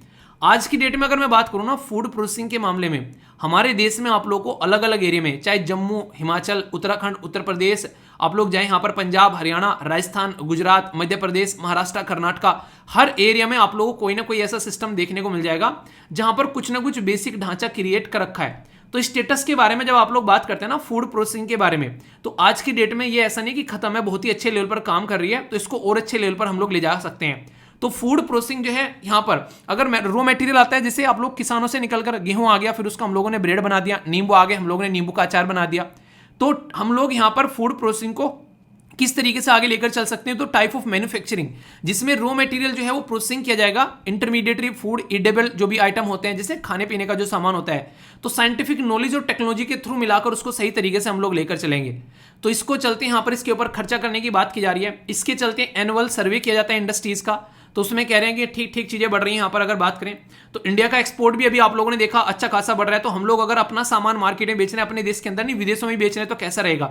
गवर्नमेंट के इनिशिएटिव है, 100% एफडीआई आ रही है, तो भाई साहब आओ इन्वेस्टमेंट करो। स्पेशल फूड प्रोसेसिंग अगर फंड के बारे में बात करें तो 2000 करोड़ रुपए का यहाँ पर नाबार्ड के थ्रू भी सपोर्ट प्रोवाइड कराया गया था, अफोर्डेबल क्रेडिट, ताकि मेगा फूड पार्क को सेटअप किया जा सके, जो आप लोग यहाँ पर देख भी रहे हैं पूरे देश के अंदर में कहीं ना कहीं कुछ ना कुछ सेटअप किया जा रहा है। तो सरकार माहौल बना रही है कि चीजों को सेटअप किया जाए और आगे लेकर चला जाए। तो अगर आप लोग एक ऐसे परिवार से आते हैं जो कि एग्रीकल्चर यानी कि खेती बाड़ी करता है, उस परिवार से अगर यहां पर आप लोग जाकर बैठते हैं, एग्जाम के अंदर में इंटरव्यू भी देने जाते हैं, तो आप लोगों से ये ऐसे टॉपिक अक्सर पूछ लिए जाते हैं। तो इस टॉपिक को अच्छे से तैयार करके जाइएगा, ठीक है। अब 2011 में यहां पर क्वेश्चन पूछा गया है, आप लोग ये देखो, ये आज से नहीं काम चल रहा है, कितना पुराना काम चल रहा है। आज मैं इस टॉपिक को डिस्कस कर रहा हूं। और फूड प्रोसेसिंग के बारे में बात करें तो मेगा फूड पार्क जो है आप लोग देखते हैं गवर्नमेंट ने कब से स्टार्ट कर दिए थे सपोर्ट करने की, 2011 में तो क्वेश्चन पूछ लिया गया था। एक दशक बाद भी मैं इसके बारे में ऐसे ही डिस्कस कर रहा हूं कि अभी इसको आगे लेकर चलना है। तो सबसे पहली स्टेटमेंट में बोला गया कि ये अच्छा ढांचा प्रोवाइड कराएंगे ताकि फूड प्रोसेसिंग इंडस्ट्री को अच्छे लेवल पर हम लोग लेकर चले सकें। तो पहली स्टेटमेंट में तो ये बोला गया है। दूसरी स्टेटमेंट में ये बोला गया कि जो खराब होने वाले पदार्थ हैं, जो आइटम है जिनको पेरिसेबल आइटम आप लोग बोलते हैं, जैसे मैंने बोला नींबू खत्म हो जाएंगे जल्दी, आप लोग अगर उसको ढंग से लेकर नहीं जाएंगे, उसको कोल्ड स्टोरेज में नहीं रखेंगे, तो उसको कैसे हम लोग सही से लेकर चल सकते हैं ताकि किसानों का जो खराब होने वाला आइटम है वो सही हो सके। इसी के साथ में यहां पर बात की जा रही है प्रोवाइड करने के लिए इमर्जिंग और economy friendly food processing technology. तो ये इसके बारे में बात की जा रही है ताकि बिजनेस डेवलप किया जा सके। कौन सी स्टेटमेंट करेक्ट है? ए में बोला गया 1, बी में बोला गया 1 2, सी में बोला गया 2 3 और सी में बोला गया 1 2 3।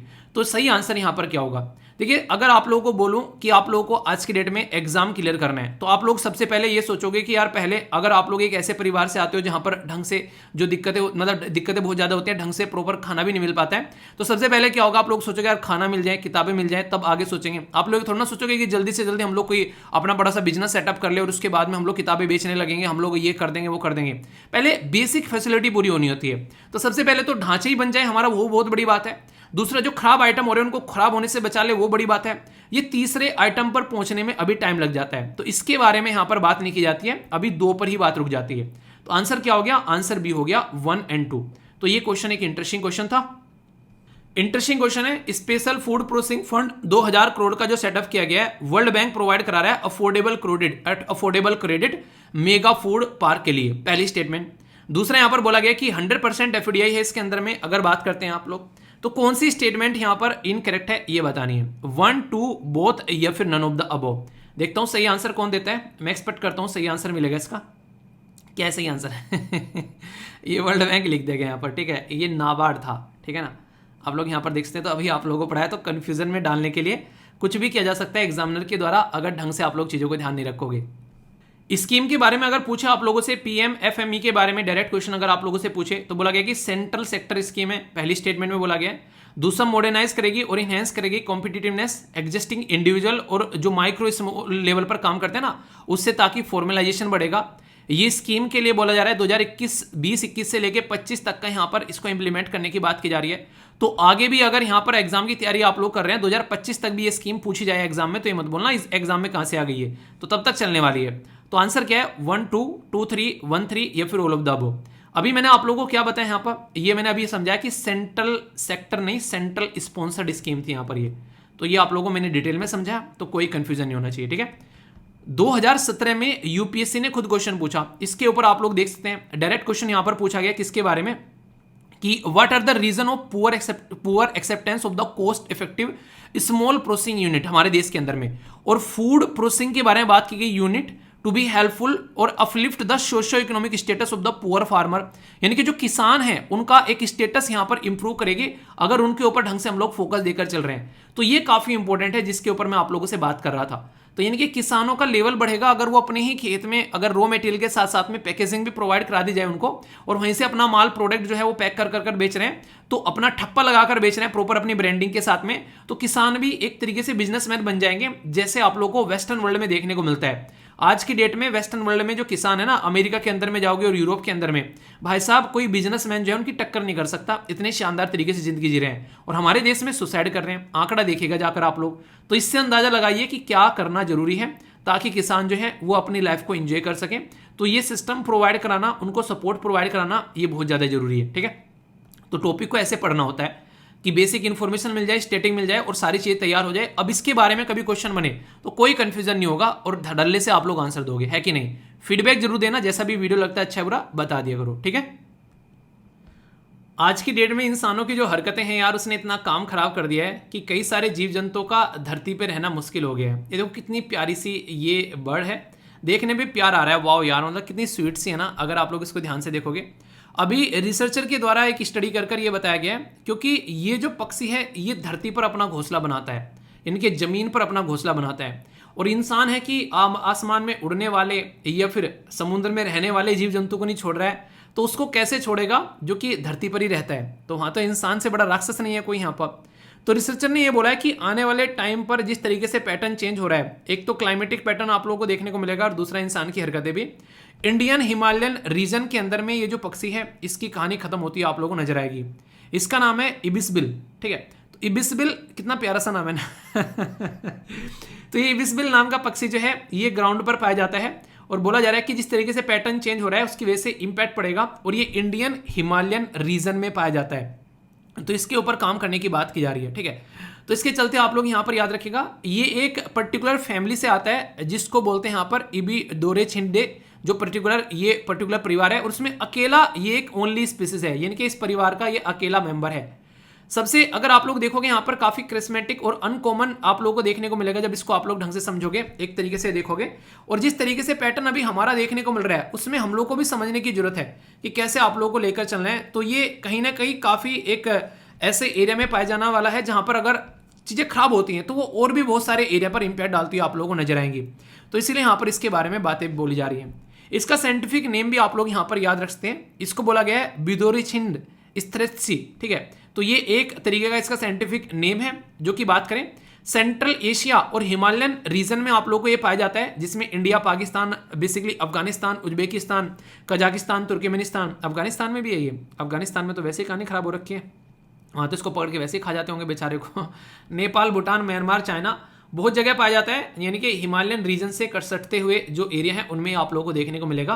तो बेचारे की जिंदगी जो है वो दांव पर लगी हुई है। तो देखें कितना इसे बच पाता है आने वाले टाइम में, इसके बारे में ये न्यूज़ है, ठीक है। अभी ये बताया जा रहा है कि आने वाले टाइम पे जिस तरीके से पॉपुलेशन बढ़ती जा रही है तो खाने की डिमांड जो है वो बहुत ज़्यादा बढ़ेगी, और उसके लिए और ज़्यादा ज़मीन की रिक्वायरमेंट पड़ेगी। यानी कि जो ज़मीन अभी हमारे पास में है उस ज़मीन से हम लोगों का पेट नहीं भर पाएंगे। अगर लोगों का पेट भरना है और ज़्यादा ज़मीन जो है रिक्वायरमेंट हमको चाहिएगी, और उसके लिए क्या करना पड़ेगा, आप लोगों के माइंड में क्या आता है, और ज़्यादा ज़मीन अगर चाहिएगी तो हम लोग को सीधा सीधा क्या करना पड़ेगा। कोई भी एक ऑप्शन आप लोग बताओ कि क्या सॉल्यूशन है इसका। यानी कि आप लोगों को अगर ज़मीन भी ज़्यादा नहीं चाहिए, हम लोग को पैदावार भी बढ़ानी है, तो उसके लिए भी आप लोग सॉल्यूशन बता सकते हैं। ये ऐसे क्वेश्चन आप लोगों से इंटरव्यू में पूछे जाते हैं नॉर्मली, कि जैसे कि किसी पर्टिकुलर एरिया में आप लोग देखोगे जैसे अगर मैं बात करूं यहाँ पर सोलर पैनल के बारे में, तो इस तरह क्वेश्चन आप लोगों से पूछे जाते हैं। जैसे हमारे देश में सोलर पैनल जब स्टार्टिंग में इंप्लीमेंट किए जा रहे थे सौर एनर्जी को लेकर, तो उस टाइम पर उसकी जो प्राइस थी वो काफ़ी ज़्यादा थी, और उस टाइम पर अगर दूसरी जो बिजली हम लोग प्रोड्यूस करते हैं वो काफ़ी ज़्यादा सस्ती थी। तो क्वेश्चन कुछ ऐसा पूछा गया कि सोलर पैनल का जो प्राइस है वो इतना हाई है, और हमारी कंट्री में अगर बात करें कोयले से प्रोड्यूस की गई जो बिजली है उसका प्राइस काफ़ी सस्ता है, तो क्या हमको कोयले से प्रोड्यूस की गई बिजली को ही फॉलो करना चाहिए, क्यों सोलर पैनल में इतना पैसा खर्च करना है? तो इस तरीके से वो जानना चाहते हैं कि किसी मुद्दे पर आप लोग कैसे सोचते हैं, और वो सोच अगर आप लोगों ने एक बार डेवलप कर ली तो फिर कोई दिक्कत देखने को नहीं मिलेगी। एक और छोटी सी बात मैं पूछना चाहूँगा, क्या कभी भी आप लोग एक दिन जो है भूखे रहे हैं, यानी कि आज खाना ही नहीं मिला? ऐसा नहीं कि खाना व्रत की वजह से नहीं खाया, मतलब कि खाना मिला ही नहीं। अगर मिला ही नहीं वो तो बहुत ही बुरी कंडीशन हो गई इसका मतलब ज़िंदगी में। पर कई सारे लोग हैं कि फास्ट रख लिया, उसकी वजह से भी खाना नहीं खाया, तो आप लोगों को देखने को मिलता होगा शाम तक आते आते पेट में चूहे नहीं डायनासोर कूदने लगते हैं, ठीक है। ऐसा लगता है कि बस किसी तरीके से खाना मिल जाए, वो वाली कंडीशन देखने को मिलती है। पर लेकिन इस सिचुएशन को उस इंसान के साथ में सोचो आप लोग, आपने तो ये जो एक तरीके से फास्ट रखा है वो अपनी मर्जी से रखा है, पर एक ऐसा तबका सोसाइटी का जिसको खाना ही नहीं मिल रहा है, उसके बारे में आप लोग जरा सोच के देखो कि क्या इम्पैक्ट पड़ता है जब इंसान जो है वो खाना ही नहीं खा पाता है। आप लोगों ने सुना होगा अक्सर कि भूखे पेट जो है वो भगवान के भजन नहीं होते, ये रियलिटी है। इसीलिए हर जगह सस्टेनेबल डेवलपमेंट गोल में भी अगर आप लोग देखेंगे, एजुकेशन यानी कि पढ़ाई से पहले वहाँ पर हेल्थ को रखा गया है, यानी कि अगर इंसान की हेल्थ सही होगी बाकी सारी चीज़ें जो है वो इंसान सही कर लेगा। तो इसी को ध्यान में रखते हुए सबसे जो बेसिक रिक्वायरमेंट है वो है खाना। और अगर बोला जा रहा है कि जैसे पैटर्न में हम लोग चल रहे हैं तो ऐसे पैटर्न में चलते रहे तो 2050 तक का हम लोग ये जो खाने की पूर्ति है वो कंप्लीट नहीं कर पाएंगे। तो अपने ही आप में काफ़ी बड़ी बात आप लोग बोल सकते हो। एक इंसान के बारे में अगर बोला जाए तो बेसिक चीज़ें आप लोगों ने सुनी होगी, क्या चाहिए इंसान को, कि रोटी, कपड़ा और मकान। रोटी उसमें सबसे पहले बोला जाता है, अगर वो डायलॉग भी आप लोगों को याद हो तो यहाँ से आप लोग चीज़ों को अंडरस्टैंड कर सकते हैं कि आने वाले टाइम में ये प्रॉब्लम कितनी बड़ी होने वाली है। आप लोगों को पता है, जैसे मैंने क्वेश्चन पूछा था कि बताओ कि क्या करना पड़ेगा अगर हम लोगों को ज़्यादा ज़मीन चाहिए या फिर ज़्यादा खाना उगाना है, तो दो सीधे सीधे सॉल्यूशन आप लोग यहाँ पर बोल सकते हैं। एक तो सीधी सीधी बात आप लोगों को देखने को मिलेगी, मतलब किया जाएगा जो नॉर्मली, एक तो पेड़ काटे जाएंगे कि ज़मीन ज़्यादा कहाँ से निकल कर आएगी, वो फॉरेस्ट से निकल कर आएगी। और ये मैं नहीं बोल रहा हूँ कि ऐसा करना चाहिए, ऐसा हो रहा है। यानी कि ब्राज़ील में आप लोग देखो अमेजन के जो फॉरेस्ट है यहाँ पर वो काफ़ी लार्ज स्केल पर क्लियर किए जा रहे हैं, किसके लिए, ओनली एग्रीकल्चर के लिए, यानी कि खेती करने के लिए।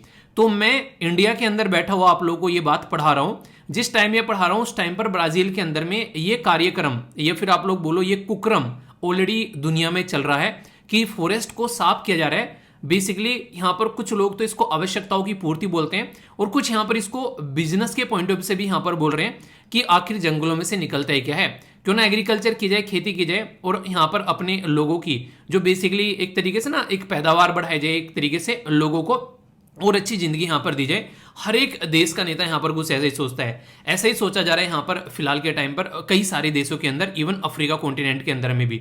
तो जिस तरीके से ये ग्लोबल लेवल पर जो पॉपुलेशन बढ़ रही है, बोला जा रहा है कि अभी फिलहाल के कंपेयर में अगर आप लोग देखोगे, फिलहाल का मतलब अगर इसको आप लोग 2012 के साथ में कंपेयर करो, तो यूनाइटेड नेशन की रिपोर्ट के हिसाब से माने तो फूड की डिमांड जो है, जो फूड की demand to support the global जो पॉपुलेशन है वो 50% मोर देखने को मिलेगी 2050 में एज कंपेयर टू 2012 में। मतलब क्या हो गया समझाता हूं।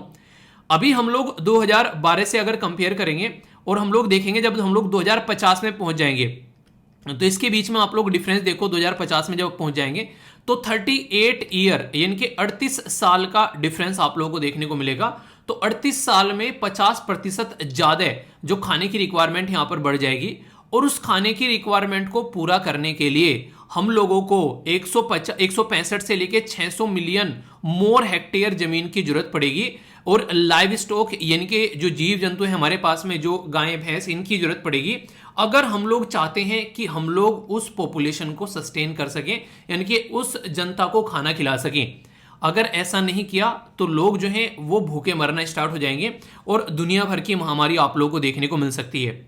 ये बात अकेला ऐसा नहीं कि यूएन ही बोल रहे हैं, अलग अलग ऑर्गेनाइजेशन ऐसा बोल रही हैं, जैसे फूड एंड एग्रीकल्चर ऑर्गेनाइजेशन, जिसको शॉर्ट फॉर्म में आप लोग FAO बोलते हो, इसके द्वारा भी एक रिपोर्ट रिलीज की जाती है जिसमें food and agriculture organisation, global landscape forum digital, इसमें transforming agri food system with forest, इसके बारे में यहां पर बात की जा रही है। यानी कि एक तरीके से इनके द्वारा ये बोला गया कि जहां पर आज की डेट में हमारे पास में फॉरेस्ट हैं, वहां पर ओनली जंगल है, तो यहां पर जंगल ही जंगल सब जगह खड़े हुए हैं, तो उस फॉरेस्ट के बारे में बेसिकली थोड़ा सा ध्यान रखते हुए क्यों ना उसी के आसपास में कुछ ऐसा माहौल बनाया जाए कि उसके अंदर में हम लोग कोई खेती बाड़ी भी करना स्टार्ट कर दें, यानी कि फॉरेस्ट को एग्री फॉरेस्ट में कन्वर्ट कर दिया जाए।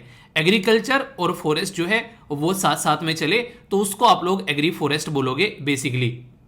अगर आप लोग नॉर्थ इंडिया से बिलोंग करते हैं तो ये सिचुएशन अभी आप लोगों ने देखी भी होगी। कई सारे ऐसे एरिया देखने को मिले, जैसे कि अगर बात करें यहाँ पर उत्तराखंड, उत्तर प्रदेश, पंजाब, हरियाणा, ये हिमाचल प्रदेश नहीं सॉरी पंजाब, हरियाणा, या फिर कुछ एरिया आप लोगों को मध्य प्रदेश में भी देखने को मिलेंगे, जहां पर जो पॉपुलर ट्री है वो पेड़ लगाए गए खेतों के किनारों किनारों पर। आप लोगों ने सुना भी होगा कि एक टाइम पर काफी बूम आया कि ये पेड़ लगा लो, दुनिया भर का पैसा मिलेगा। तो इस तरीके पेड़ लोगों के द्वारा अपने खेत के चारों ओर, कईयों ने खेत के बीच में भी एक लाइन लगा दी और उसके बीच में बेसिकली खेती की जा रही थी। तो ये सिचुएशन यहाँ पर फॉलो करने की जरूरत पड़ेगी आने वाले टाइम में, अगर सबकी जो खाने की रिक्वायरमेंट हम लोग पूरा करना चाहते हैं तो। पर बुरी कंडीशन क्या है, अब तक हम लोग इतना रायता फैला चुके हैं कि उसको समेटना भी अभी मुश्किल होगा। मतलब अब हम लोग बात कर रहे हैं फॉरेस्ट को काटने की, तो फॉरेस्ट को काटने की अब बात कर रहे हैं ताकि आने वाले टाइम पे लोगों को खाना मिल जाए। पर अब तक इतना रायता फैला चुके हैं, यानी कि इतने फॉरेस्ट हम लोग काट चुके हैं कि आने वाले टाइम पे अगर आप लोग हिम्मत लगाकर अगर फॉरेस्ट लगाओगे भी ना, लगातार आप लोग एफोरेस्टेशन करोगे यानी कि पेड़ लगाओगे, तो भी ये समस्या जो है चल रही है उसको हम लोग कम करने में काफी हद तक सफल नहीं हो पाएंगे। और इसमें अगर अब फॉरेस्ट को कट करना भी स्टार्ट कर दिया और अपने आप को गड्ढे में डालने वाली बात होगी। तो कुछ स्टेटमेंट ऐसी है जो कि आप लोगों को याद रखनी है, जैसे कि मैंने अभी आप लोगों को बोला है। सबसे पहली स्टेटमेंट तो आप लोगों को ये याद रखनी है कि 50% ज्यादा यहां पर आप लोगों को जरूरत पड़ेगी 2012 के कंपेयर में। दूसरी स्टेटमेंट आप लोगों को यहां पर ये याद रखनी है 165 से लेके 600 मिलियन मोर हेक्टेयर जमीन की जरूरत पड़ेगी। तीसरा इंपॉर्टेंट पॉइंट यहां पर यह कि ऑलरेडी 90% डिफोरेस्टेशन ग्लोबली हो चुका है एग्रीकल्चर के खेती के नाम पर। यानी कि जो मैंने बोला ना अभी यहां पर ब्राजील में कि भाई साहब ऐसे काम चल रहे हैं, ऐसा ब्राजील नहीं है, अफ्रीका कॉन्टिनेंट में भी आप लोग काफी लार्ज स्केल पर देखने को मिलेगा।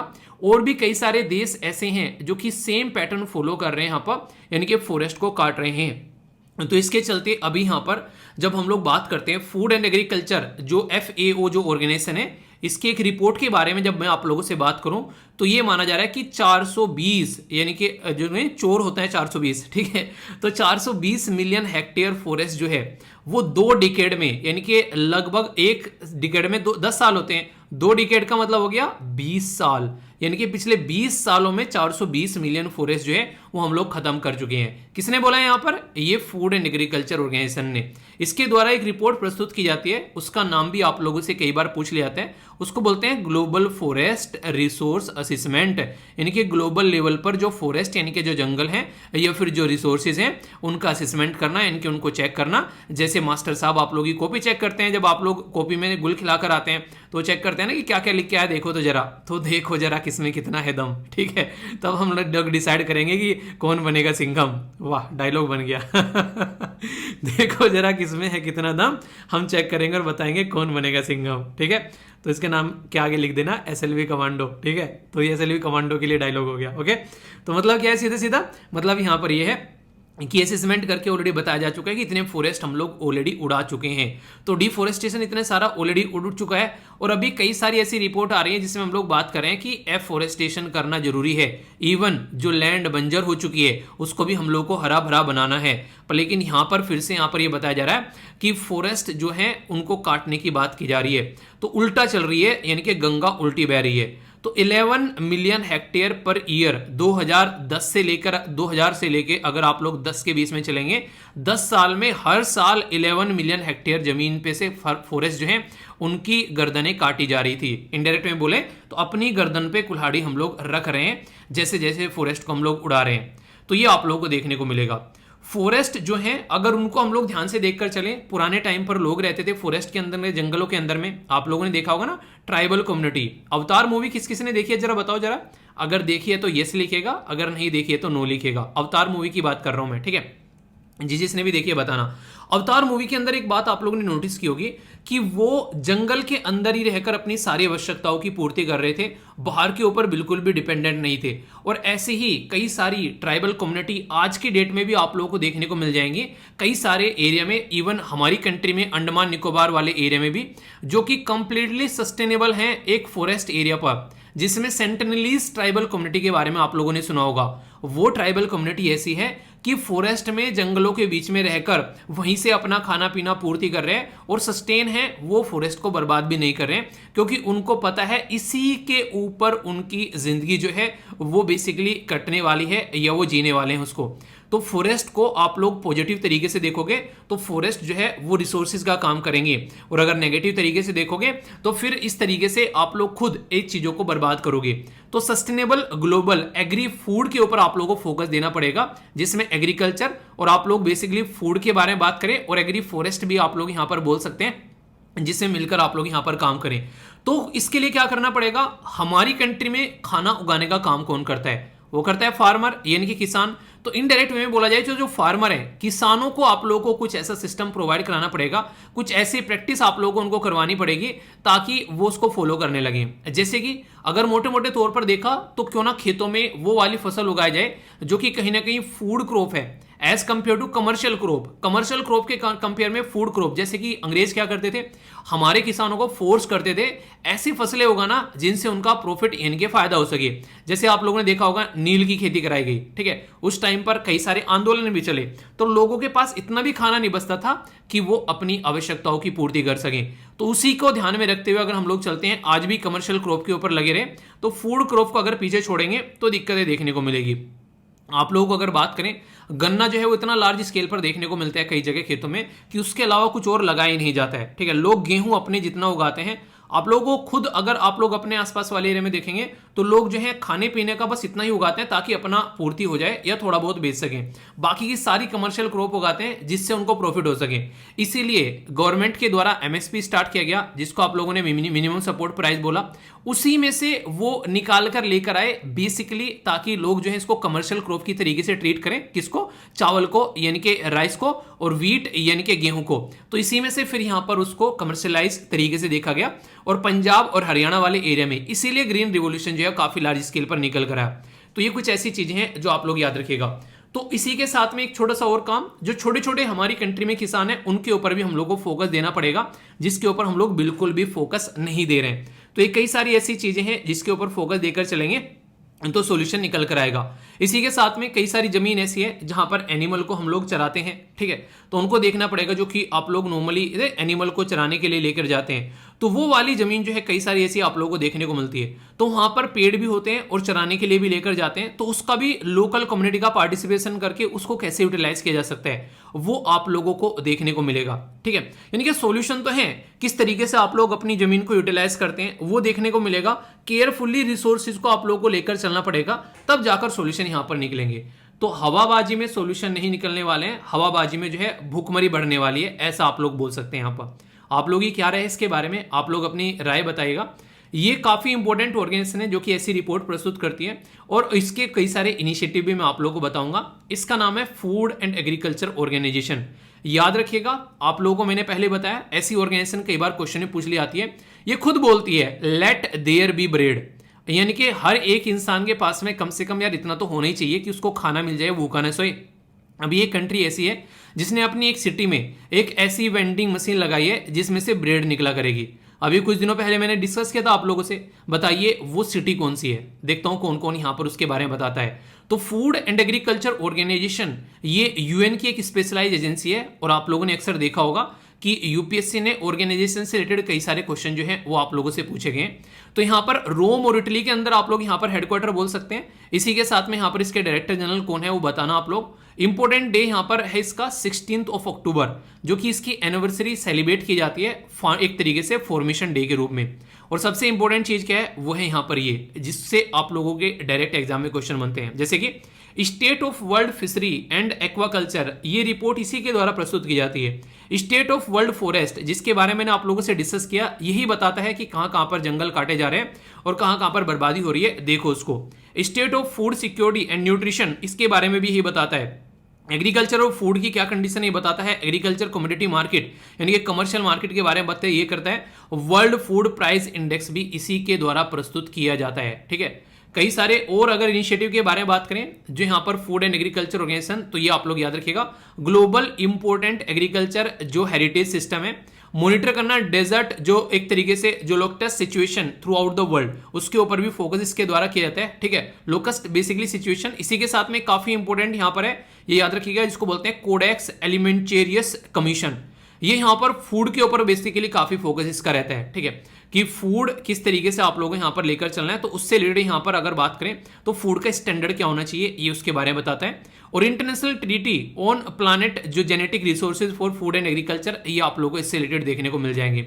यानी कि ये वो इनिशिएटिव है यहाँ पर जिनसे आप लोगों से पहले भी क्वेश्चन पूछे जा चुके हैं और आगे भी क्वेश्चन पूछ ले, तो ये मत बोलना क्वेश्चन कहां से आ गया, भाई साहब यहां से आ गया। थोड़ा सा भी ध्यान रखोगे और रिवीजन करोगे तो क्वेश्चन एग्जाम में छूटने नहीं दूंगा। तो अच्छे से सुनो और ऐसे सुनो कि किसी को पढ़ा भी सको, ऐसे नहीं कि बस अपनी अपनी पूर्ति करनी है कि अपना अपना काम बनता और भाड़ में जाए जानता, वो वाला काम नहीं करना है, ठीक है। अपना भी काम बनता और दूसरों का भी काम बनता, तभी तो बनेंगे संता और बनता, ठीक है। तो अपना भी एंजॉय करना है और दूसरे के लिए फायदेमंद सोचना है, ओके। चलिए देखता हूं कितने अच्छे से आप लोगों ने टकटकी लगाकर सुना है इसको। अभी यहां पर चलते हैं अपना कौन सा सेशन, वो सेशन याद रखिएगा। एक बच्चा कह रहा है सर जो क्वेश्चन वाला सेशन है उसका नाम रख दो केबीसी कौन बनेगा करोड़पति, ठीक है। कई सारे क्वेश्चन फंसते हैं एग्जाम में उसमें केबीसी में, तो आइए अपने केबीसी सेशन की ओर चलते हैं, कौन बनेगा करोड़पति, ठीक है।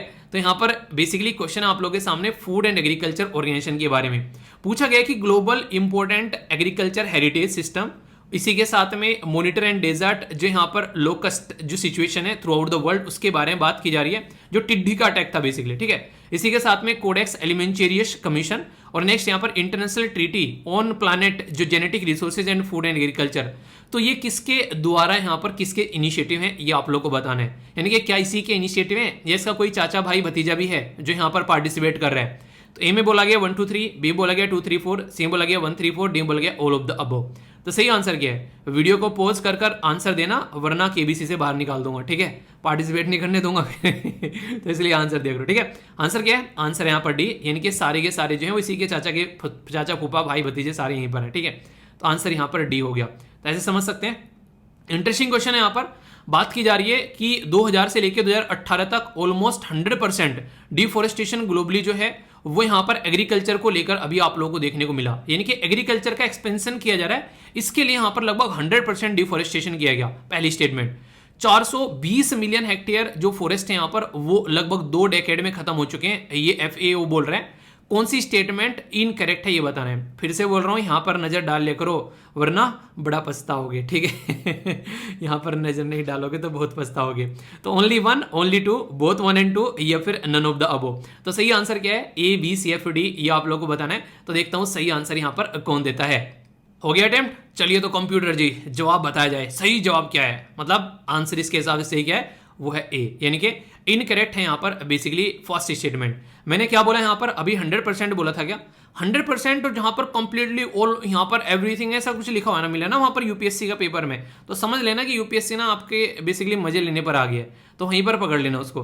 तो ये बेसिकली यहां पर फर्स्ट स्टेटमेंट गलत है। ये 90% के करीब मैंने आप लोगों को बोला था कि अभी फिलहाल सिचुएशन देखने को मिल रही है कि एग्रीकल्चर की जमीन जो काटी जा रही है वो, सॉरी फॉरेस्ट जो काटे जा रहे हैं वो एग्रीकल्चर के लिए काटे जा रहे हैं, ठीक है। तो आंसर यहां पर इसका ए हो गया।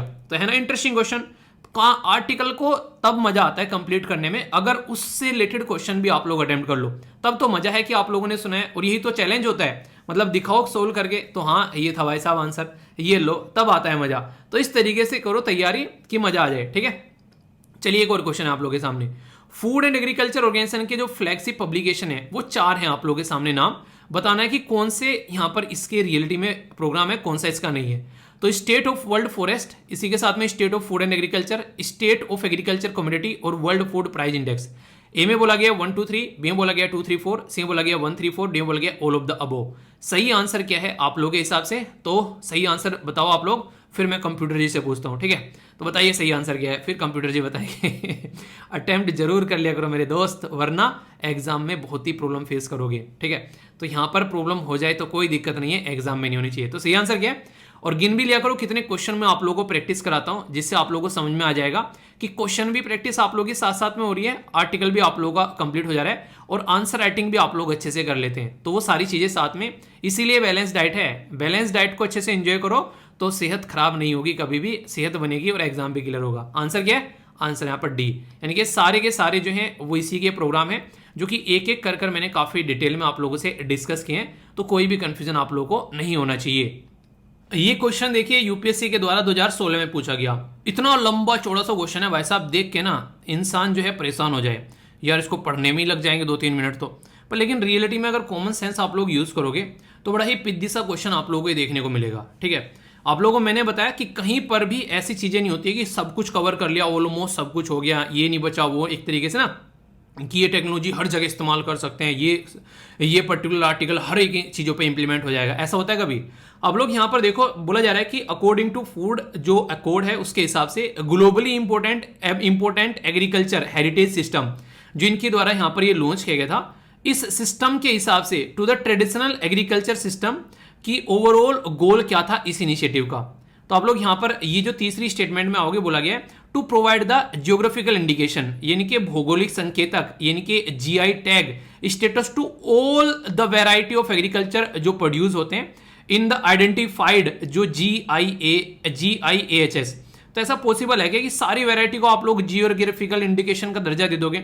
जियोग्राफिकल इंडिकेशन का मतलब है कि इस एरिया की स्पेशलिटी है, पर लेकिन इस तरीके से अगर देखा जाए सबको दे देना तो ये कोई ऐसा थोड़ा ना कि ये एक तरीके से कि उसमें क्या कहते हैं जो नहीं जाते हैं, उसमें जो क्या बोलते हैं यार उसको, माइंड से कई सारे शब्द ना माइंड से स्लिप हो जाते हैं, भंडारा, बेसिकली भंडारा लग रहा है कोई भी और खा कर जाओ, ऐसे थोड़े ना यहाँ पर कि सबको जी टैग बांट दो भंडारे में, तो ऐसा नहीं है। तो तीसरी स्टेटमेंट अगर आप लोग कॉमन सेंस से यहाँ पर देख लोगे कि गलत है, तो ये गलत हो गई भाई साहब, ये गलत हो गई भाई साहब, ये गलत हो गई, ये लो, ऐसा है यूपीएससी का क्वेश्चन, हो गया खत्म। आप लोगों को नहीं पता है ये क्या है, आप लोगों को नहीं पता है ये क्या है, पर फिर भी आप लोग का प्रीलिम्स क्लियर है, समझ में आ गया?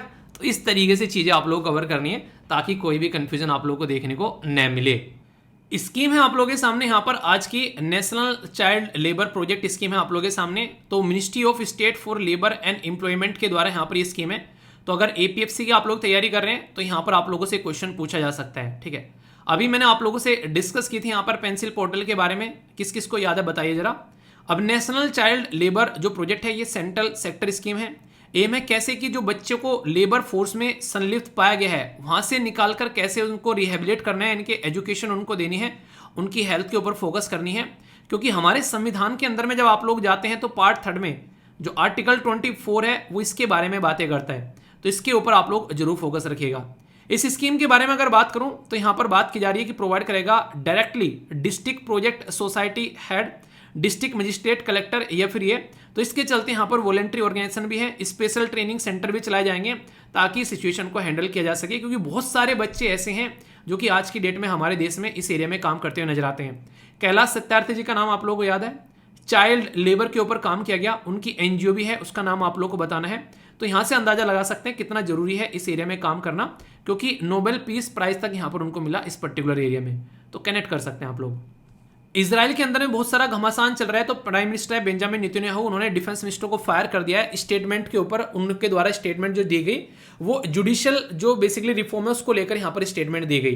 प्राइम मिनिस्टर बेंजामिन नेतन्याहू ने सस्पेंड कर दी है जुडिशियल रिफॉर्म भी यहाँ पर अभी फिलहाल के टाइम पर, जिसके चलते नेशनल लेवल पर काफी बड़े प्रोटेस्ट यहाँ पर हो रहे थे।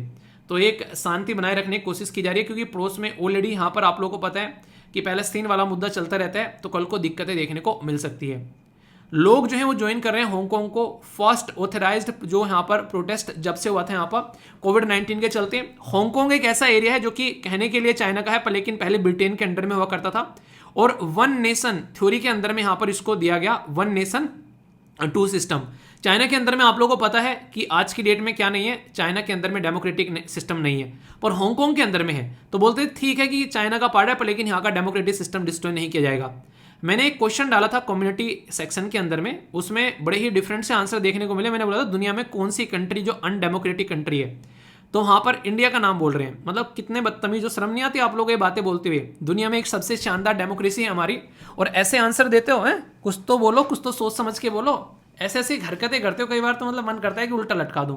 ऐसे मतलब हमारा देश सबसे अनडेमोक्रेटिक देश हो गया दुनिया में, कुछ भी मतलब। नॉर्थ कोरिया के बारे में बात करें तो टेस्ट फायर की गई 2 मोर मिसाइल यहाँ पर, क्योंकि नॉर्थ कोरिया जो है किम जोंग उन भाई साहब वो यूएसए को पता है आप लोग हमेशा दुख दर्द देता रहता है यूएसए की सुनता नहीं यहाँ पर, तो उसके चलते देखने को मिलेगा। अभी जो लड़ाई चल रही है ना बेसिकली यूक्रेन के अंदर में, वेस्टर्न वर्ल्ड चाह नहीं रहा है कि वो शांत हो। जर्मनी ने भी अपने लेपर्ड 2 टैंक जो है भेज दिए भाई साहब यहाँ पर यूक्रेन की हेल्प के लिए, और उधर से पुतिन साहब ने बोल दिया कि आ जाओ, मैं भी देखता हूं कौन कौन क्या करता है। वो भी अपनी मिसाइल दाग कर तैयार हो गए हैं। तो माहौल जो है आगे और बिगड़ता हुआ नजर आएगा, यानी कि माहौल बिगड़ने वाला है, अपनी अपनी पेटी बांध लो। तो ऐसा कुछ आप लोगों को यहाँ पर देखने को मिल रहा है। को सोचो किस तरीके से सिचुएशन हैंडल होगी यहाँ पर। दोस्तों ये अपने ही आप में बहुत इंपॉर्टेंट एक ऐसी न्यूज़ है जो कि अक्सर एग्जाम में अपनी जगह बनाने में कई बार सक्सेस हो पाती है, खासकर जब किसी बोर्ड के बारे में बात करते हैं। Tea board, coffee board, rubber board, इससे रिलेटेड अक्सर आप लोगों से एग्जाम में क्वेश्चन पूछे जाते हैं। उसमें कोई डेवलपमेंट हो तो काफ़ी ज़्यादा इंपॉर्टेंट हो जाता है। अभी रिसेंटली यहाँ पर बात की जा रही है रबर बोर्ड ऑफ इंडिया के बारे में। जो रबर बोर्ड है उसके द्वारा लॉन्च किया गया है एक मोबाइल ऐप जिसका नाम रखा गया है CRISP। ठीक है, जैसे एक बच्चा कहता है कि सर स्टडी लवर वीर ऐप की जगह SLV ऐप रख देते हैं उसका नाम, ठीक है तो शॉर्ट फॉर्म में हो जाता हो, ठीक है। तो यहाँ पर इन्होंने इसका नाम CRISP रखा है। मतलब क्या है इसका? मतलब है comprehensive rubber information system platform, यानी कि जो भी रबर के बारे में इंफॉर्मेशन मिलेगी कॉम्प्रिहेंसिवली, यानी कि पूरी कंप्लीट जानकारी वो आप लोगों को यहाँ पर देखने को मिल जाएगी। तो ये शब्द यहाँ पर इस्तेमाल किया गया है, ठीक है। तो ये काफ़ी इंपॉर्टेंट है अपने आप में, तो इसके बारे में आप लोग याद रखिएगा। कुछ बेसिक इन्फॉर्मेशन मैं आप लोगों से डिस्कस करूंगा। एप्लीकेशन किसके द्वारा डेवलप किया गया है? तो अपने ही घर के लोगों के द्वारा डेवलप किया गया है, यानी कि रबर रिसर्च जो इंस्टीट्यूट ऑफ इंडिया है उसके द्वारा यहाँ पर ये कोलैबोरेट किया गया है डिजिटल यूनिवर्सिटी ऑफ केरला के साथ मिलकर। तो इसकी वजह से यहाँ पर ये न्यूज़ में आ गया है। रबर जो है आज के डेट में अगर उसका इस्तेमाल देखोगे आप लोग अपने आसपास भी एक बार नज़र घुमा कर देखो तो रबर की इंपॉर्टेंस आप लोगों को समझ में आना स्टार्ट हो जाएगी कि रबर जो है वो कहाँ कहाँ पर हम लोग इस्तेमाल करते हैं। मैक्सिमम जगह अगर बात करोगे आप लोग कोई ना कोई रबर का आइटम देखने को मिल जाएगा। खासकर अगर बात करें आज की डेट में तो जो किसी भी पर्टिकुलर गाड़ी पे आप लोग चलते हैं, चाहे मोटरसाइकिल हो, चाहे बाइक हो, चाहे साइकिल हो, चाहे आप लोगों की बेसिकली जो कार हो, इवन चाहे हवाई जहाज हो, रेल का नाम मत लेना, ठीक है इवन चाहे गांव में जो छोटा बुग्गी वगैरह का जो सिस्टम हो वो भी आप लोगों को देखने को मिलता है, ट्रॉली, ट्रक वगैरह, ये आप लोग सारी चीज़ें बोल सकते हैं। तो इससे क्या पता चलता है? इससे पता चलता है कि बहुत ही इंपॉर्टेंस अपने आप में यहाँ पर रबर रखता है। तो उसके चलते उसमें रिसर्च एंड डेवलपमेंट करना और कैसे कैसे रबर का इस्तेमाल करना, तो जो रबर बोर्ड ऑफ इंडिया है ये काफ़ी बड़ा रोल प्ले करता हुआ यहाँ पर नजर आता है। तो अगर कोई भी डेवलपमेंट होता है यहाँ पर तो ये आप लोगों के लिए न्यूज़ बन जाता है और अक्सर एग्जाम में क्वेश्चन की फॉर्म में भी आप लोगों के सामने निकल कर आता है। ये इंटरेस्टिंग है, कौन सी मिनिस्ट्री के अंडर में ये सारी चीज़ें आप लोगों को देखने को मिलती हैं? तो मिनिस्ट्री याद रखेगा, मिनिस्ट्री है जो यहाँ पर जो है कॉमर्स एंड इंडस्ट्री, ठीक है। और रबर रिसर्च इंस्टीट्यूट जो है वो 1955 में, यानी कि बहुत पहले ये बेसिकली बना दिया गया था। तो इससे समझ सकते हैं आप लोग कि आज की डेट में हम लोग जो बातें डिस्कस कर रहे हैं ये आज की डेट की नहीं है, बहुत ही पुरानी है। और केरला के साथ में मिलकर काम क्यों रहा है? डिजिटल यूनिवर्सिटी ऑफ केरला, क्योंकि जब बात करते हैं रबर बोर्ड ऑफ इंडिया के बारे में तो उसका जो हेडक्वार्टर है वो केरला के अंदर में है। तो केरला के अंदर में यहाँ पर कोट्टयम जो जगह है वहाँ पर इसका हेडक्वार्टर आप लोगों को देखने को मिलता है। तो इसलिए आप लोगों से क्वेश्चन पूछा जा सकता है कि हाँ इस तरीके से चीज़ें आप लोगों से एग्जाम में बन सकती है। इसके आज की डेट में जो यहाँ पर चेयरपर्सन कौन है इस बोर्ड के आप लोगों को बताना है। बाकी किन किन एरिया में रबर उगाई जाती है और कैसे कैसे रबर के लिए माहौल होना चाहिए वो बातें मैं आप लोगों को बता रहा हूँ। ये इस तरीके से आप लोग देखते हैं नेचुरल तरीके से जो रबर है वो आप लोगों को यहाँ पर निकलती हुई नजर आ रही है। इसके लिए जो रेनफॉल की बात की जाती है तो एक अच्छे खासे ऐसे एरिया में जहाँ पर बारिश अच्छी खासी पड़ती है, यानी कि लगभग मोर देन 200 सेंटीमीटर। तो वेस्टर्न घाट हो गया, ठीक है, अपने नॉर्थ ईस्ट वाले एरिया हो गए, तो वहाँ पर नॉर्मली चीज़ें आप लोगों को देखने को मिलती है। पर ज़्यादातर अगर आप लोग बात करोगे तो वेस्टर्न घाट वाला एरिया खासकर इसमें बहुत ही अच्छे से अपना काम करता हुआ नजर आता है। टेम्परेचर जो है क्योंकि 25 डिग्री के करीब टेम्परेचर, सोयल मिट्टी एक अच्छी खासी वेल ड्रेन और जो एक तरीके से जो वेदर्ड सोयल होनी चाहिए यहाँ पर इस पर्टिकुलर फसल को उगाने के लिए यहाँ पर। इसी के साथ में इंडिया थर्ड लार्जेस्ट यूजर आप लोगों को देखने को मिलेगा और प्रोड्यूसर भी, यानी कि एक तरीके से वर्ल्ड का लार्जेस्ट जो है वो प्रोड्यूसर है और थर्ड लार्जेस्ट यूजर भी है, क्योंकि जितने ज़्यादा लोग उतना ही ज़्यादा इसकी रिक्वायरमेंट। रबर ग्रोइंग एरिया कहाँ पर है? तो प्राइमरली तमिलनाडु जो कन्याकुमारी डिस्ट्रिक्ट केरला आप लोगों को देखने को मिलते हैं। इसी के साथ में नॉन ट्रेडिशनल एरिया जहाँ पर बाद में लगाई गई है वो आप लोगों को कर्नाटका, गोवा, महाराष्ट्र, आंध्र प्रदेश, उड़ीसा, ये एरिया और अंडमान निकोबार आइलैंड और भी कई सारे एरिया हैं, कुछ नॉर्थ ईस्ट वाले एरिया भी। तो यहाँ पर नॉर्मली रबर जो है ये आप लोगों को देखने को मिलती है, ठीक है। तो रबर के बारे में बेसिक इंफॉर्मेशन मैंने आप लोगों को बताई, इसको लेकर कंफ्यूज नहीं होना चाहिए। टी और कॉफी बोर्ड कहाँ कहाँ पर है, ये क्वेश्चन आप लोगों को बताना है। देखता हूँ इसका आंसर कौन देता है। ठीक है, क्वेश्चन अभी यूपीएससी ने पूछा था एग्जाम में, इसलिए पूछ रहा हूँ, तो कंफ्यूज आना नहीं। ठीक है, इंपॉर्टेंट है। स्पोर्ट की कैटेगरी में शानदार परफॉर्मेंस यहां पर नीतू घनघास के द्वारा दिखाई गई। 48 की कैटेगरी में गोल्ड मेडल जीता गया। और इंडियन वेट लिफ्टर के द्वारा भी शानदार यहां पर धनुष और जोशीना शानदार परफॉर्मेंस यहां पर देखने को मिली। तो congratulation to all of you, हमारे प्लेयर जो हैं बहुत ही शानदार परफॉर्मेंस यहां पर दे रहे हैं। ठीक है, क्वेश्चन आप लोगों के सामने, कौन बनेगा छोटू करोड़पति, आप लोगों को आंसर देना है। Disqualification of the member of parliament Lok Sabha और राज्यसभा, ये मेंशन है कौन से आर्टिकल में, 102, 99, 98, 188, सही आंसर क्या है ये आप लोगों को बताना है। नेक्स्ट बात की जा रही है यहाँ पर सिनिहा आइलैंड के बारे में। ये एक नेचुरल आइलैंड है, कहाँ पर है, कुवैत, कतर, यूएई या फिर इराक, सही आंसर क्या है। नेक्स्ट बात की जा रही है एक्सरसाइज वायु प्रहार के बारे में, तो किसके बेसिकली कंडक्ट की जा रही है, यूके, यूएसए, इंडिया या फिर ऑस्ट्रेलिया, सही आंसर क्या है। इंडियन नेवी के द्वारा फर्स्ट ट्रेनिंग स्क्वाड्रन बेस कहां पर अभी देखने को मिला, ये कारवार, कोच्चि, विशाखापत्तनम या फिर पोर्ट ब्लेयर। बड़ा ही प्यारा सा एक सी सेट का क्वेश्चन है, इसको आप लोग प्रैक्टिस करो। देखता हूं सही आंसर कौन देता है, रीजनिंग का क्वेश्चन है। ठीक है दोस्तों, यहां पर बात की जा रही है रुद्र सागर लेक के बारे में। रुद्र सागर लेक जो है ये आप लोगों को देखने को मिलेगी, एक रामसर साइट भी है।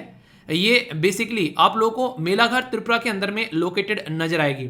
एग्जैक्ट लोकेशन अगर आप लोग यहां पर देखना चाहते हैं तो ये आप लोगों के सामने लोकेशन है।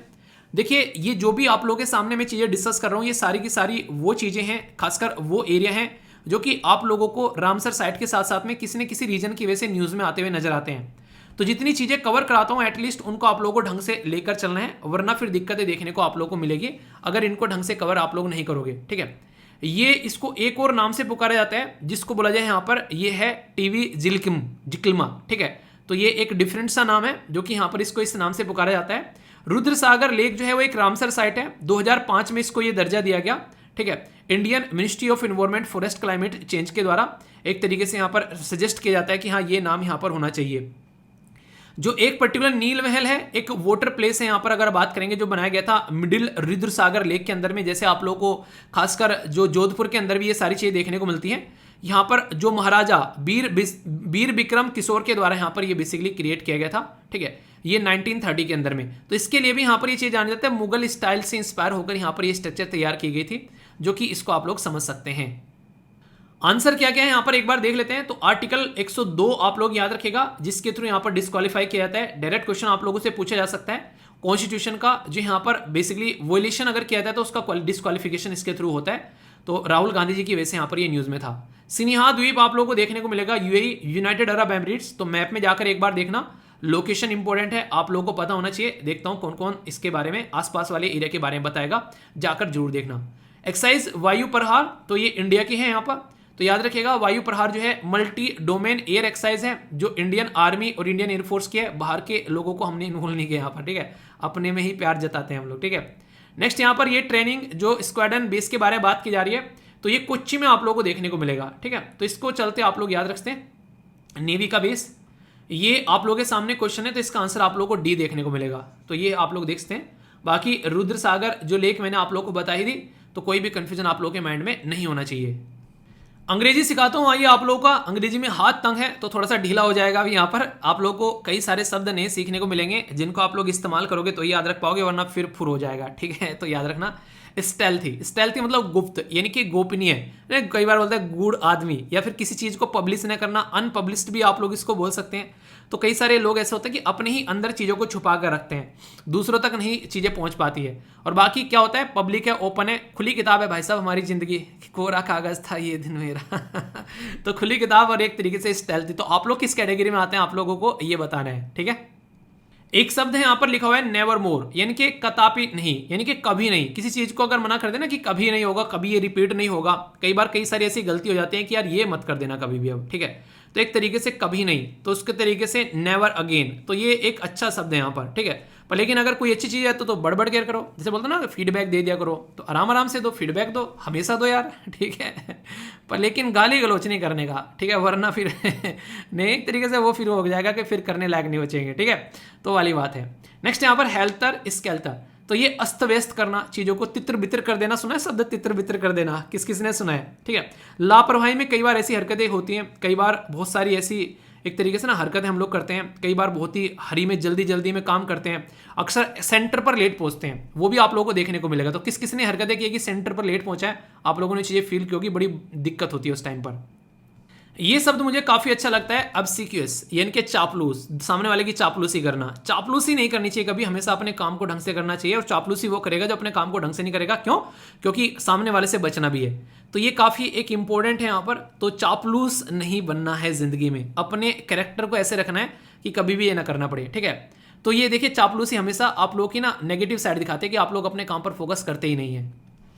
नेक्स्ट शब्द है यहाँ पर एब्सर्डिटी, ये है मूर्खता। ये एक तरीके से आप लोग बोल सकते हैं कि एक तरीके से ना एक काफ़ी एक रेडिकुलस बिहेवियर भी आप लोग इसको बोल सकते हैं। एक तरीके से सही नहीं है, एक तरीके से आप लोग बोल सकते हैं। एक तो इंसान होता है कि समझा सुलझा हुआ इंसान है, एक कहते हैं कि मूर्ख इंसान है, से कुछ भी कर लो ये नेगेटिव ही काम करेगा, तो वो वाली कैटेगरी आप लोग यहाँ पर बोल सकते हैं। तो उससे आप लोगों को यहाँ पर बचना है। ठीक है। तो बहुत इंपॉर्टेंट है ये शब्द, इनको यूज करिएगा और अच्छे से सेंटेंस फॉर्म आप लोगों को करना है। ठीक है। कैसा लगा आज का डिस्कशन ये जरूर बताएगा। मैं आशा करता हूँ शानदार तरीके से आप लोगों ने लेक्चर को यूज किया होगा, अच्छे से समझे होंगे। कौन सा आर्टिकल सबसे बेहतरीन लगा बताइए जरा। नेक्स्ट लेक्चर में मिलता हूँ, तब तक अपना ध्यान रखिए। और इसी के साथ में जो एपीएफसी की तैयारी करना चाहते हैं सीरियस तरीके से ईपीएफओ के लिए, वो ऐप पर जुड़ सकते हैं मेरे साथ में। बहुत ही शानदार तरीके से वहाँ पर सिस्टमेटिक में सारी चीज़ें चल रही हैं। इस लेक्चर की पीडीएफ भी मिल जाएगी आप लोगों को वहाँ पर हिंदी और इंग्लिश में, और टेलीग्राम से भी जाकर आप लोग डाउनलोड कर सकते हैं। ठीक है। तो ये कुछ बातें हैं, मैं आशा करता हूँ आप लोग अपनी ध्यान रख रहे होंगे, अच्छे से अपनी ज़िंदगी को सही तरीके से लेकर चल रहे होंगे। इसी के साथ में आज कोई भी डाउट, समस्या, परेशानी हो तो कमेंट बॉक्स में जरूर लिखिएगा। ठीक है। तो इसका आप लोग ध्यान रखिए, अच्छे से अपनी लाइफ को एंजॉय करिए। तो बड़ों को नमस्ते, छोटों को प्यार, छोटी सी लाइफ एंजॉय करार। मिलता हूं नेक्स्ट वीडियो में, तब तक के लिए जय हिंद।